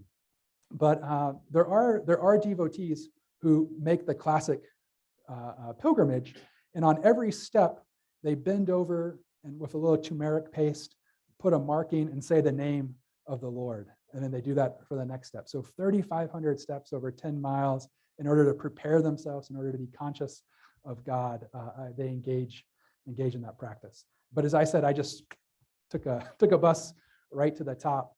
And having taken this class on South Indian devotional traditions and poetry, and I was now in India, I knew that this was a place that I really ought to go to. And so I went there, and it was quite busy. It was probably 175,000 people that day, so a little bit less busy than on other days. It was a Tuesday, after all. And as we made our way up the mountain, I was with a group of other folks who were coming from Bangalore. That was the city I was coming from. And we arrived and we entered into the temple. We had a little bit of like a VIP access. So our wait was only about 3.5, 4 hours.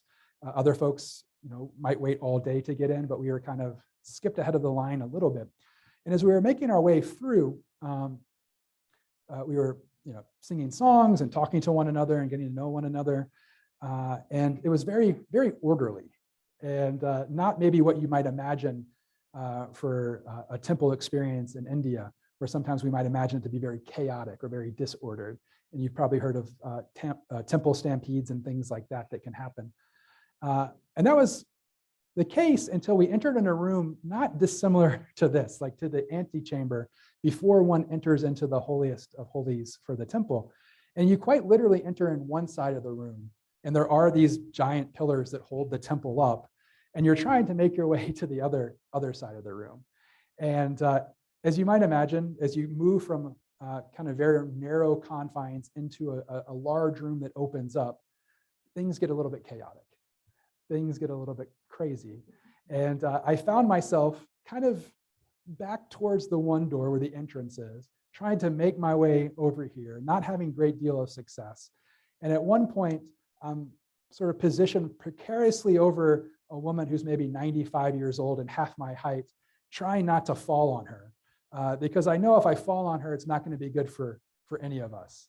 And so the look on my face must have been very, very odd, because someone at the other side of the room, just about to enter into the inner sanctum, we make eye contact.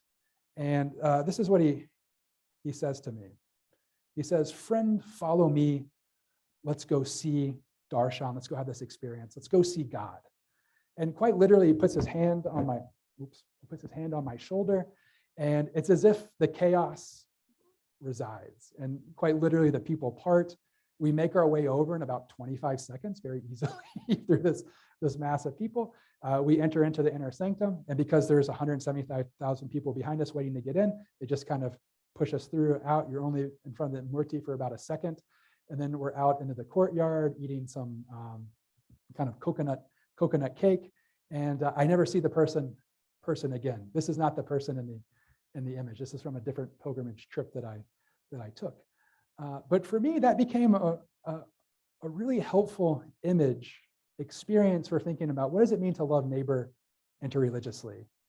It was very clear that I was a fish out of water. It was very clear that I did not know what I was doing. It was very clear that I was in a situation of distress. And this person made his way over to me, went out of what he needed to do, and helped guide me in the right direction. A few years ago, I had the opportunity to go back to India. This time I was on the other side of India, on the western side in the state of Maharashtra. And I was doing research on a community called the Wakari devotees. And this is a group of folks primarily from lower caste groups, a lot of farmers, a lot of craftspersons. And it's a major pilgrimage for them. And it's a community dedicated to a group of poet saints. And so the poet saints are coming from these neighboring villages. And as the pilgrimage takes place, folks bring the images of these saints from different villages, and they all gather together in the temple city of Pandharpur. And so it's like the gang is all back together again. And as the various communities are bringing their saints all together, they're singing the songs. And it takes place over about a month. And I only went for the last couple of days. And I did so, I was stationed in Pune, a pretty big city, about 4 hours bus ride, not during pilgrimage time. It's about an 8-hour bus ride during pilgrimage. And so I was stationed there. And I went to the bus station to try to figure out how do I get to Pandharpur?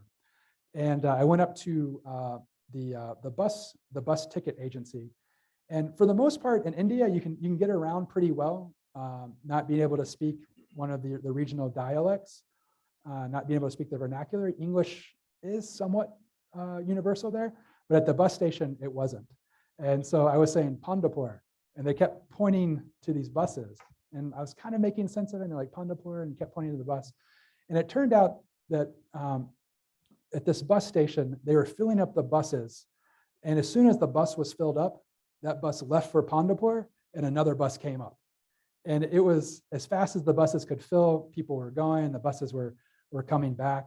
And so I didn't want to spend all day on a hot bus. So I left, came back at midnight, and got on a bus. And the individual that I got on next to is named Ramdas Chavan. And this is his picture here with me. And again, it was very clear that I was a bit of a fish out of water going on this trip. And he immediately kind of sat down next beside me and was interested in what I was doing. He did not speak any English really. I did not speak any Marathi. And so we're kind of using Google Translate and hand gestures to make sense of things. And when we arrived there, he invited me to join his community that had been doing the month-long pilgrimage, and that he would be sort of my guide through the trip. And again, it was another one of these experiences where a person went out of their way. It wasn't called upon them to do so, and to help me have this experience. And again, it became for me another way of thinking, well, what does it mean to love one's neighbor? And truly, it has to be helping one see God, right? So you might be asking yourself, well, how do I do this? How do I love my neighbor interreligiously if I'm not going to pilgrim sites and things like that? And so I want to give you a few models for doing this. And when it comes to interreligious dialogue, there's kind of 4 ways of thinking about this. And maybe our default understanding of interreligious dialogue is that of dialogue of theological exchange. And quite oftentimes, this is when quote unquote experts in the tradition get dressed up, they get together, and they have deep conversations about how their traditions understand God, how they understand salvation and liberation, how they understand ethics, right? And so this is maybe our sort of a common way of thinking about, well, what does interreligious dialogue mean? What does it contain? And it's one model. The other is the dialogue of religious experience. And this is something that St. John's has a long history of being a leader in when it comes to monastic interreligious dialogue. And my colleague, Father William Scholaric, is head of monastic interreligious dialogue. And occasionally on these campuses, especially in the summer, you might notice monks and nuns from other religious traditions gathering here together to have dialogue of experience. What does it mean to be a monk or a nun in these traditions? What is prayer like? What does one experience in one's prayer, whether it be Lectio or Zen meditation, right? It's a different order of theological conversation, of interreligious dialogue. Not so much doctrine-based, but experience-based. But this too, we might not feel we have the expertise for, right? We might not feel like we're quite capable of doing that. And so then one can engage in what's called the dialogue of action. And this is a dialogue that's committed to a common cause. It's working together side by side with persons in your community of various religious backgrounds, working together towards the common good. And folks are doing it for different reasons, but they're doing it together. And in the course of conversation, as you begin to talk with one another about why it is you're doing what it is that you're doing, naturally, the big questions seem to arise, right? Well, why are you doing this? And folks often turn to the resources in their tradition that are propelling them to engage in this kind of dialogue. The reason why I like this image so much with you is when we first look at it, we might suspect that, yes, an image of dialogue, of theological exchange, right? Everyone's dressed up. They're wearing the right attire to engage in this kind of dialogue. But if you look just below, you can see what the contents of that dialogue were. A united faith against modern slavery. So this was very much a gathering of religious leaders to take on a dialogue of action, of a commitment to work, put it into modern slavery and human trafficking. And Western newspapers picked this up as a conversation between Pope Francis and religious leaders. But if you look just to the right of Pope Francis, or to the left as you're looking to it on the screen, you see a woman from India named Amma, sometimes known as the Hugging Mother. And when this newspaper was run in India, it said Amma meets with religious world leaders. So that kind of puts things in perspective as well. But here, folks are gathering, again, for a common action. And if you look at the handout here, there's a passage from Laudato Si, Pope Francis's encyclical calling us to care for our common home. And I was just wrapping up my doctoral studies when this came out in 2015. And I remember the excitement that we all had as it was coming out. And one of the big questions that we asked was, could we actually print this out? Because it's quite a lot of paper to print this out, and that doesn't seem to be environmentally responsible to do so. But then as we were reading it all together, my classmates coming from different perspectives in theology, I'm not the fastest reader. And someone said, Chris, you need to jump ahead to paragraph 233. And so I did. And this is what Pope Francis writes there. So he says, the universe unfolds in God who fills it completely. Hence, there is a mystical meaning to be found in a leaf, in a mountain trail, in a dewdrop, in a poor person's face. Right? And again, this is Francis being the Ignatian that Pope Francis is, and opening up our spiritual senses to encounter the divine in all things. But then you notice here that there's a footnote, and I gave you a little bit of warning. Theologians like footnotes, and so I jumped to the footnote there, and this is what my friend really wanted me to see. And this is what Pope Francis writes. And notice who he quotes. The spiritual writer Ali al-Kawash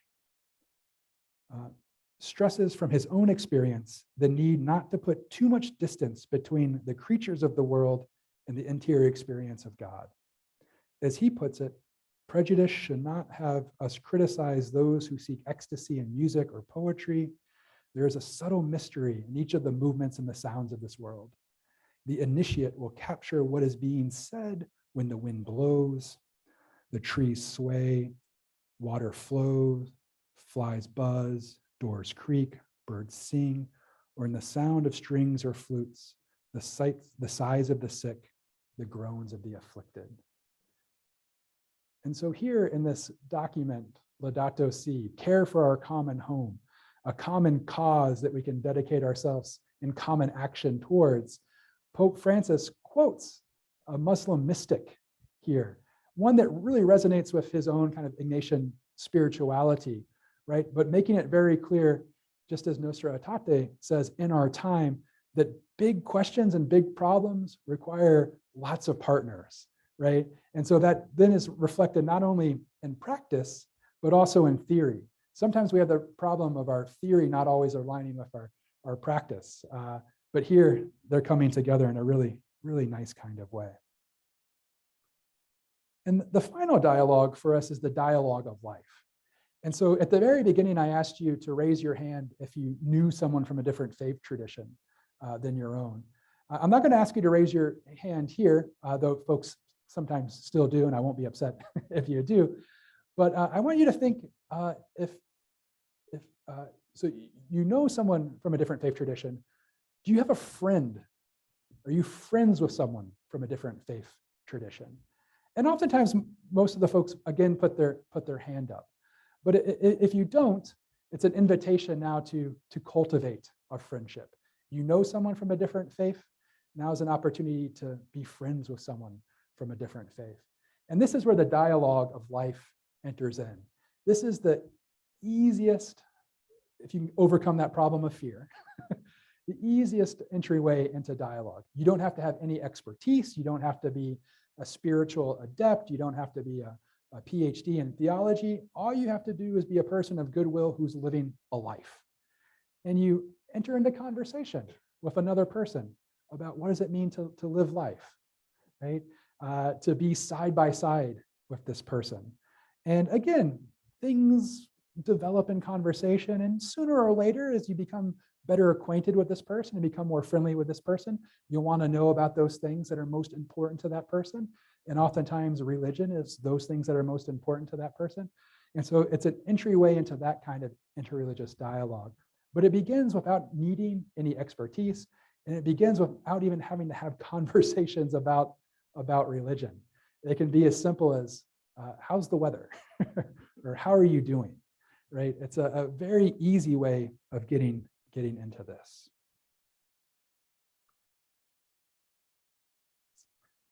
So at the beginning, I said that in the English language, we don't have a lot of words for love. And so here, the philosopher Cornel West, featured right here in the middle in the black suit, gives us a helpful gloss for thinking about what love means. And Cornel West writes, "Never forget, justice is what love looks like in public. Tenderness is what love feels like in private." Justice is what love looks like in public. Tenderness is what love feels like in private. And the reason why I like this image so much is not only do you get to see Professor West in the image, but this is a gathering of Christian religious leaders, primarily Christian religious leaders, who came to Charlottesville in 2017 to offer a counter witness to the Unite the Right rally that took place in Charlottesville. You might recall images from this rally of folks carrying tiki torches and videos of folks saying, "We will not be replaced." And so a call went out to Christian leaders to come to Charlottesville in order to offer a counter witness. And the other reason why I like this photo so much is that you'll notice the gentleman all the way at the end, the one wearing shorts, the one that kind of sticks out a little bit, precisely because he's wearing shorts. This is my friend Eric Martin. And you might be asking, well, why is he wearing shorts? Everyone else is kind of dressed up for the occasion, right? And the reason why he's wearing shorts is that Eric at the time was finishing up his dissertation on Daniel Berrigan, the letters of Daniel Berrigan. And so he was living in Charlottesville. He's working at the Catholic Worker there in Charlottesville. He was doing a lot of grassroots, on the ground social justice work. And so as this event was being prepared, the counter protest to the Unite the Right protest, he was very influential in helping organize things. And when folks arrived at the church from which they would be processing out to offer this counter witness, and they were beginning to take stock of who was there, and they were saying, do we have any Methodists? And the Methodists raised their hand, and the Methodist was put on the front line. Do we have any Baptists? And the Baptists raised their hand. Presbyterians, Anglicans, right? When they said, are there any Catholics here?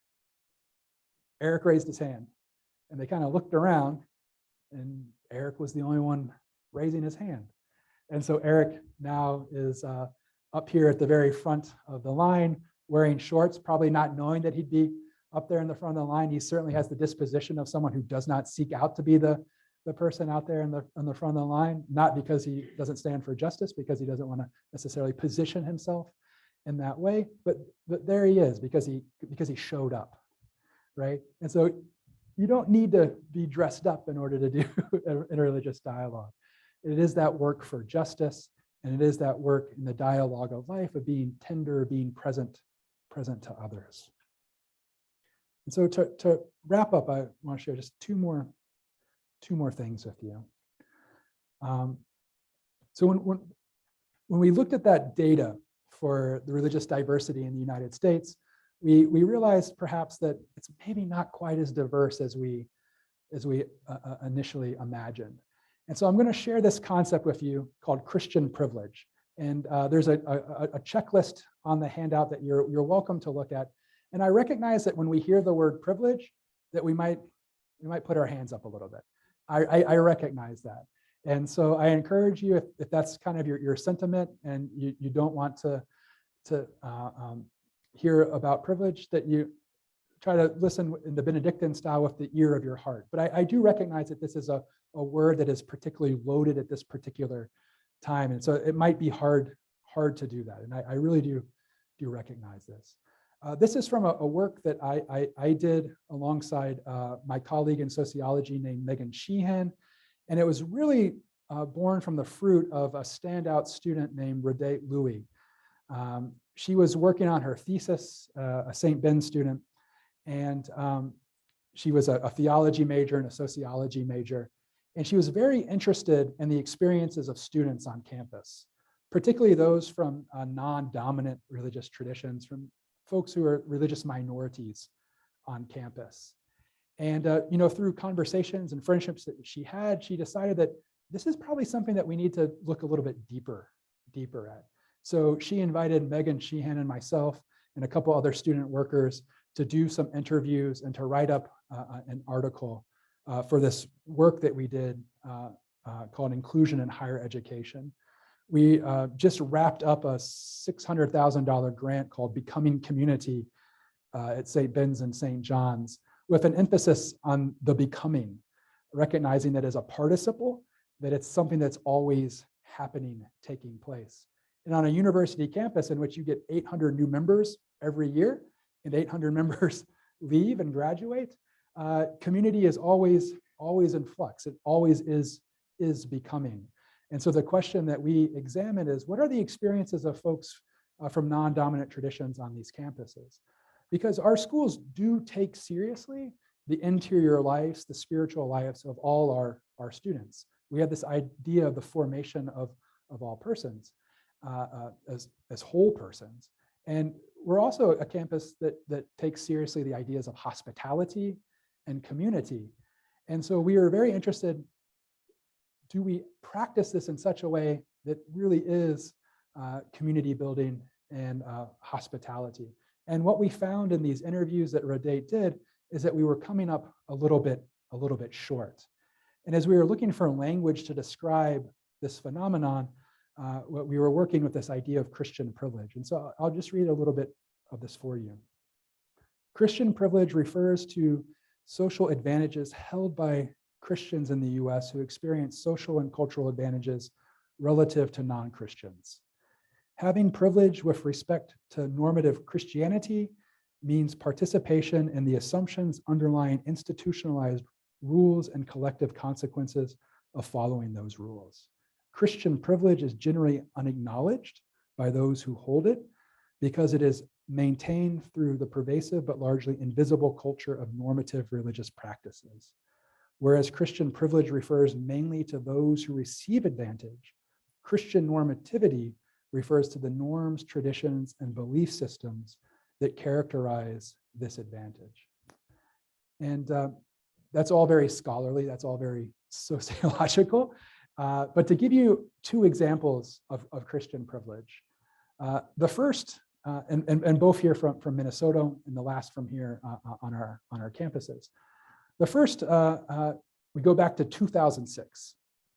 The Hindu temple of Minnesota in Maple Grove has just completed construction, and the murtis, the images from India, have arrived.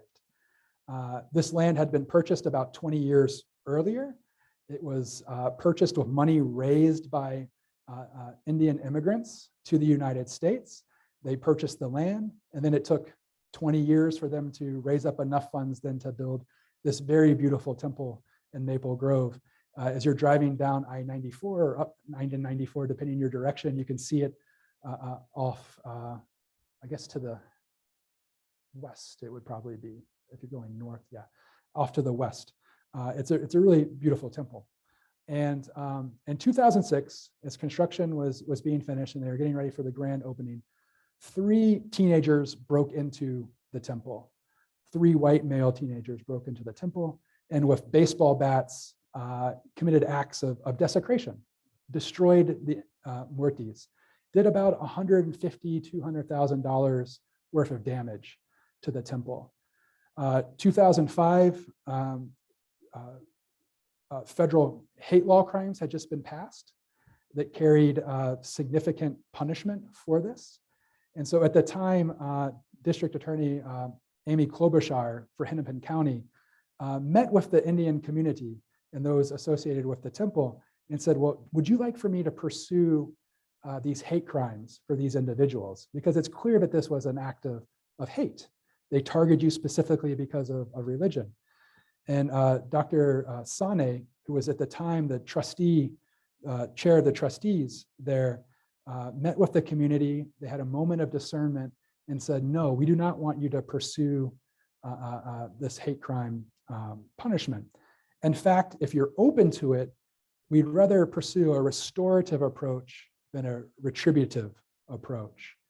And so rather than these individuals receiving felony sentencing, We're going to invite them to be part of the community. We're going to allow them to pay back the cost of the destruction over a certain period of time.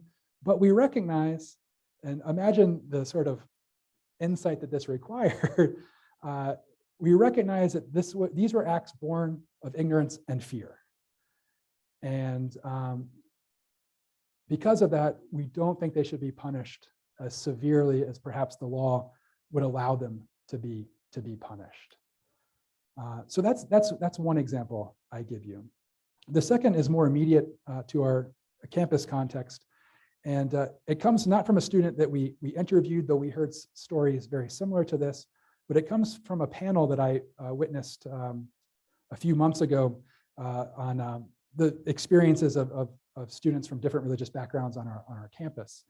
And this was a student who was preparing to take exams, and it just so happened that her final exam was going to fall on the day in which Ramadan ends. And so she was asking whether or not she could be excused from her final that day. She could take it earlier, she could take it later, up to the professor, but she wanted to be with her community when the fast was broke.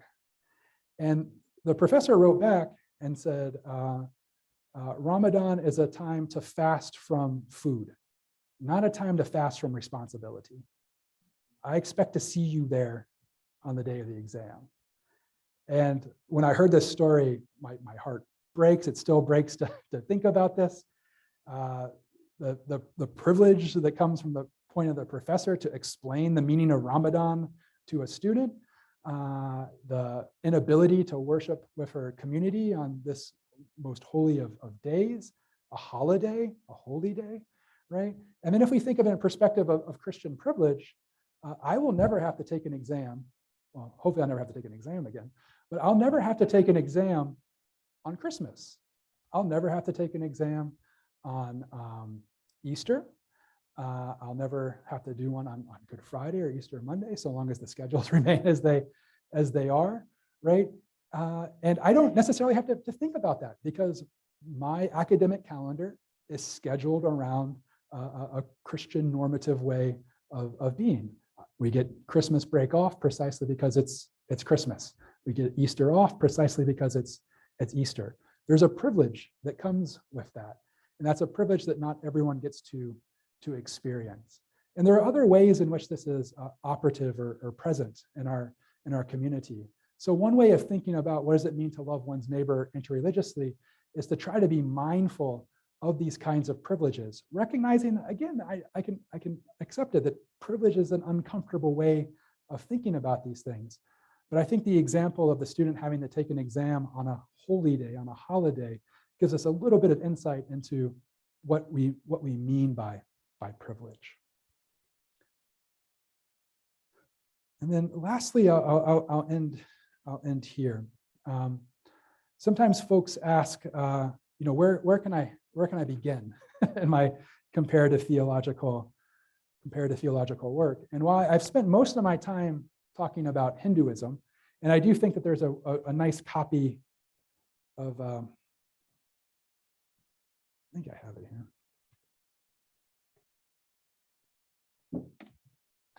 Namalvar's Tiruvaimoli. You can see it's a pretty long book that he recited just in that one moment. So this is available. And while I spent most of my time speaking of Hinduism, I thought it might be helpful, given our context, to turn our attention to Islam, considering that our largest interreligious neighbor here, or non-Christian neighbor, alongside the nuns, would be our Muslim community members. And so on the right, on the left here, this artwork is the name of Allah written in Arabic, and then the 99 names associated with Allah. And if you look at your handout here, this is on page 4. This comes from the work that's right there in the middle by Cardinal Michael Lewis Fitzgerald, Praise the Name of the Lord. And he's quoting a hadith here, a statement from the life of the prophet. So Prophet Muhammad. To God belongs the 99 names. that is 100 minus 1. For he, the unique, loves to be designated by the names, enumerated one by one. The one who knows the 99 names will enter into paradise. And then just below that, I've given you some of those 99 names. The first being Allah, which is just Arabic for God. Christians who worship in Arabic, this is the name they also use for God. Allah, the infinitely good, the merciful, Ar-Rahman, Ar-Rahim, the King, the holy, the flawless, the faithful, the guardian, the immanent, the compeller, the protector, the punisher, the one who benefits, light, the guide, the absolute cause, the everlasting, the inheritor, the right and guidance, the patient. And so perhaps you've met a Muslim who has a prayer bead, and sometimes it's 33, sometimes it's 99. This is part of that practice. You can make your way like a rosary around reciting each of the names. And I've given you two works here. I think one is available outside, this one by Cardinal Michael Lewis Fitzgerald.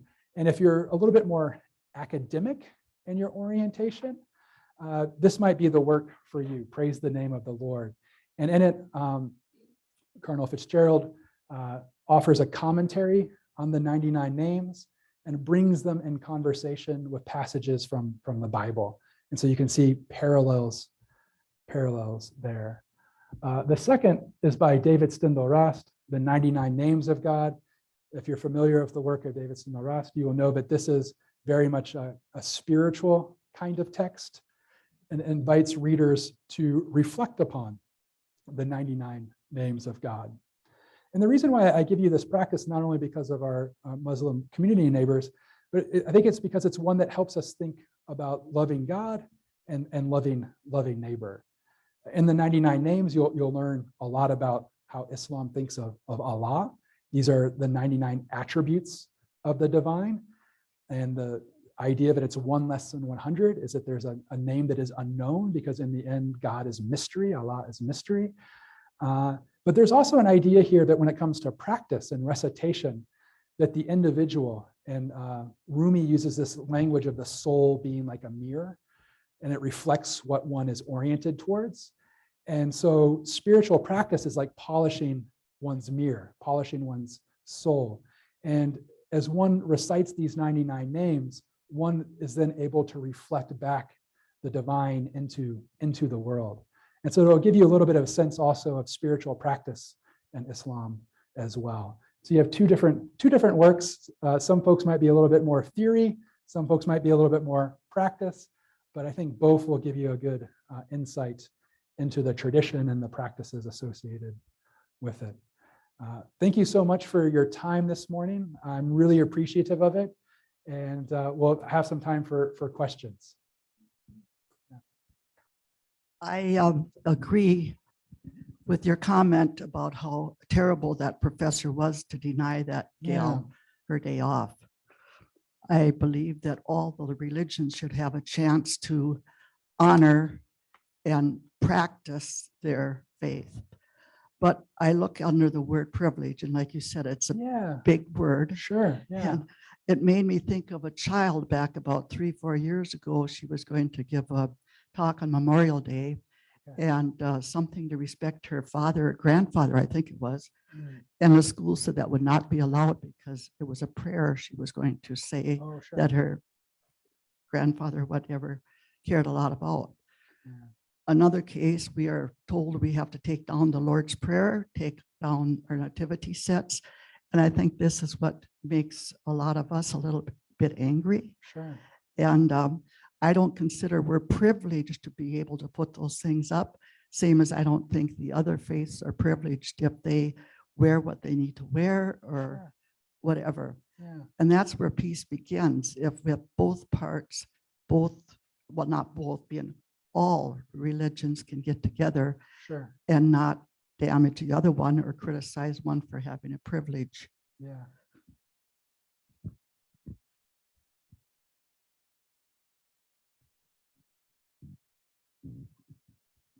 I'm sorry, I already had a question, but no. I just wanted to say my experience in being in Israel in the Palestinian district, Mhm. that idea of privilege in a country where your major religion is a different one, the same similar list would apply. You know, Sure. where Oh, in for sure. Israel, the Yeah. children are off for Yeah. Jewish holidays, For which sure. is a lot more than Christian holidays, by the way. And same in the Palestinian district, and I assume in Muslim countries it would be true too. Yeah. I think So- that's a very helpful So way. it's kind of mixed with politics, I guess Yeah, I would no, say. you're right. It's power. It's power.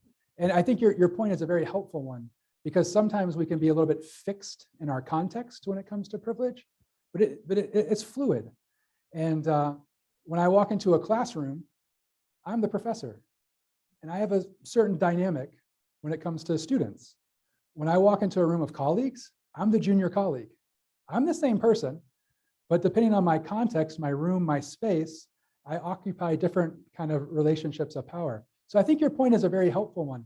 If I was in India, and these are nice examples, but there are instances in India where to be Christian is to be dangerous.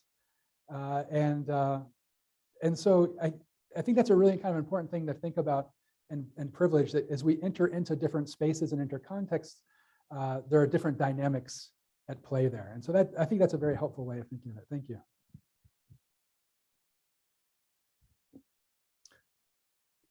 Interesting when you're talking about religious privilege, and the topic comes into my mind about white privilege also. Sure. I want to speak to the person that's talking about displaying a religious display, like the 10 Commandments and controversy that they look upon that as white privilege. And I remember reading an article a long time ago about this public display of 10 Commandments on Sure. public property funded by public dollars. Yeah. And this author made the comment, he says, how many of you have a display of the 10 Commandments in your house, in your living room? Point is that's the issue of religious privilege, where we think that the dominant religion gets to display and it be public dollars. Interestingly enough, I talked to a guy whose wife is from Germany, and he said that in Germany, essentially, I don't know if it's a Catholic church or which church it is, public dollars to support, to operate. Sure. Yeah. And also, I'm going to jump over then and I'll quit then afterwards with this white privilege. We don't even realize we are displaying white privilege. Sure. After the incident with the black man killed in Minnesota, the high profile one, you get the comment at church, well, it's not like this man was innocent. That wasn't the issue. The issue is this man was treated much differently because of the color of his skin. And if you want to see a real interesting documentary on public TV, it's called Hacking Your Mind, Running on Autopilot. They got into the issue of white privilege, but the guy was talking, he starts out, we do a lot of, we behave on a lot of subconscious decisions. And he's driving down the street and he says, I'm not even looking, making a conscious effort to watch traffic and to do this. Sure. But then he gets into some of the incidents, the ugly incidents when it came to race. And the most telling one was the audio video down in Carolina. Police officer pulls over a black woman and she's kind of, well, what'd you stop me for? Pretty soon, it escalates in moments. She's on the ground, he's kneeling on her back, putting handcuffs on her. They show another incident with the same officer with the video cam, an elderly white gentleman is stopped. What did you stop me for? Oh, he politely takes him around to the back and he shows you your license plate was out. I recommend to everybody to watch this public special, Hacking Your Mind, Running on Autopilot, because I took it to my local city council and my sheriff's department. And I said, we have training for our officers, law enforcement people to realize that a lot of these decisions when it comes to white privilege, we're running on autopilot. And do we have training to kind of deal with that? But anyway, I definitely want to watch Hacking Your Mind, Running on Autopilot. Okay. They repeat it every 6 months or every 3 months. on public TV. Okay. Thank you. Yeah, thank you. Got a couple comments over here. Oh, okay. Actually, you pretty much addressed it Sure. in response to Yeah. the comment Okay. there. When we were in Maryland, our kids were in a Catholic school, Mhm. and it amazed me that they got every Jewish holiday off because the public schools got the Jewish Okay. holidays Yes, off. yeah, They also got the Catholic ones, Sure. but it was funny. It's like you said, it depends upon where you are. that's And right. I think if you're in a Catholic university as another religious, you should be following the Catholic university's schedule. So I don't fault the professor. When you're coming here, you're going to be exposed to a Catholic education.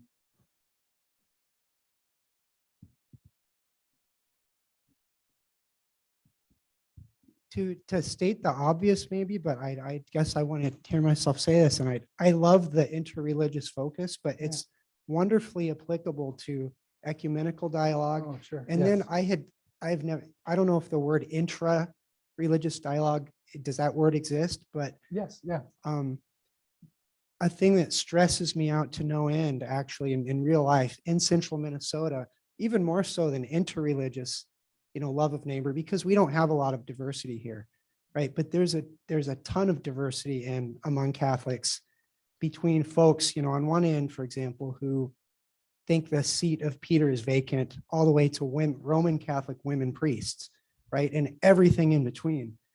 And I feel like, I could take a lot of what I learned with a little confidence going into relationships with people Yeah. in my own tradition that are so, so different. And I don't know if there's a question or whatever built into that, but I Yeah. want to just kind of drop that. Yeah. Right. No, that's very helpful. And to kind of circle it back around to the questions of privilege, those I think often get tied up in questions of justice.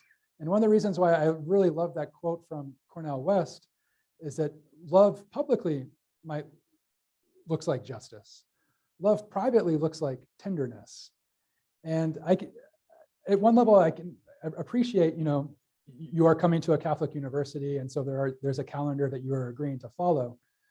But that extra step of love and tenderness, it could open up a space for the person to take the exam a little bit early or take the exam a little bit late.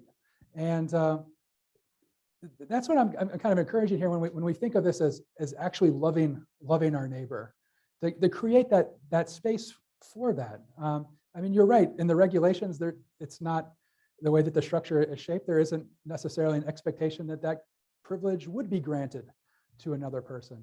But if we're thinking of it as privately, as tenderness, of support, then I think there might be space for exceptions. And so maybe I'll just leave it at that. Thank you.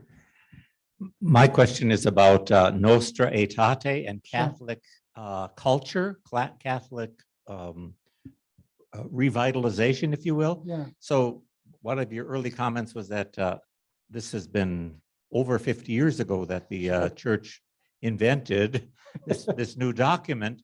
And the question is, how would you recommend that there be rethinking and redesigning Catholic education, both at the, if you will, the school level Sure. and at the adult, so not we're here, Yeah. but in general, what is the expectation that policy, that frame of mind Sure. becomes more available, more known, and not surprising? Not the exception, yeah. I think earlier and often. And when it comes to Catholic schools, it is an invitation. We have built-in courses that allow us to study our faith and to cultivate that faith. And I think one of the sort of the hot terms in education now is this idea of scaffolding. So you build up, right? And you build the kind of the skills and the knowledge content necessary to engage in higher levels of of learning.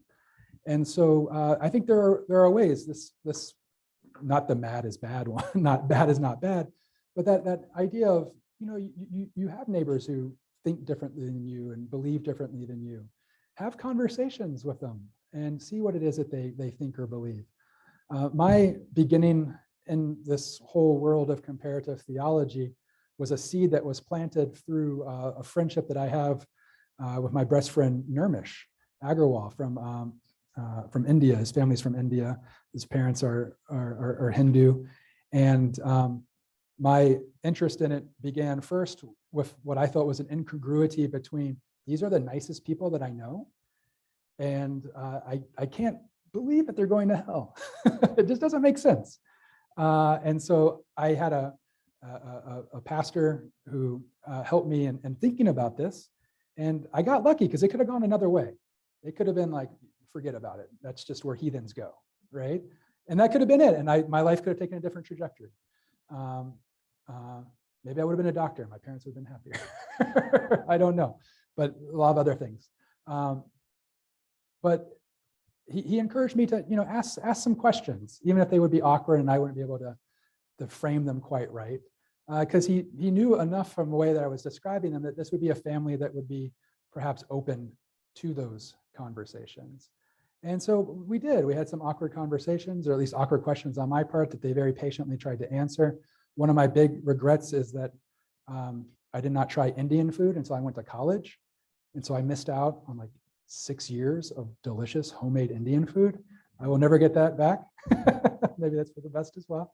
But I think there's a way in which they could be scaffolded in, where it begins with introductions, and then by the time you're a senior and you're taking classes at Cathedral, you'll have an opportunity to learn about world religions alongside the other kinds of religious education that you gained along the way. I do think that sort of baby steps getting into it is what's necessary, but it requires a little bit of courage on the part of educators to open the curriculum to these kinds of things. Because as you say, it's right here in a Vatican document. It's alongside a lot of teachings, one of the best kept secrets. It's underexplored. Yeah. A few years ago, we started an organization in St. Joseph at the request of our pastor to do an outreach to the Somalis in St. Joseph. And at the time, we didn't even realize there were any. Sure. And found out that there were 65 to 100 that were living and purposely living very quietly and not trying to be in the limelight. Yeah. And at one occasion, there were some signs that went up on campus and on the main street in St. Joseph that were very racially inflicted. And we were in direct communication with the monastery and heard from the sisters that their big concern was, we didn't want to take away this idea of St. Joseph being a good, accepting community, because they have many students from many different religions, different countries. And of course, we were concerned for the Somalis we were serving. And so we realized this is a bigger situation than just the Somalis. Right. And we went to City Hall, and it was the first night that City Hall was packed ever. Yeah. And what we came out was that we wished them to note St. Joseph being a welcoming community. Sure. And this helped a lot in bridging everybody there, because we talked about how our ancestors came from many different countries and had many different languages and different ways of doing things. I'm here because my grandmother grew up here, and she was a very loving person, and that stuck with me.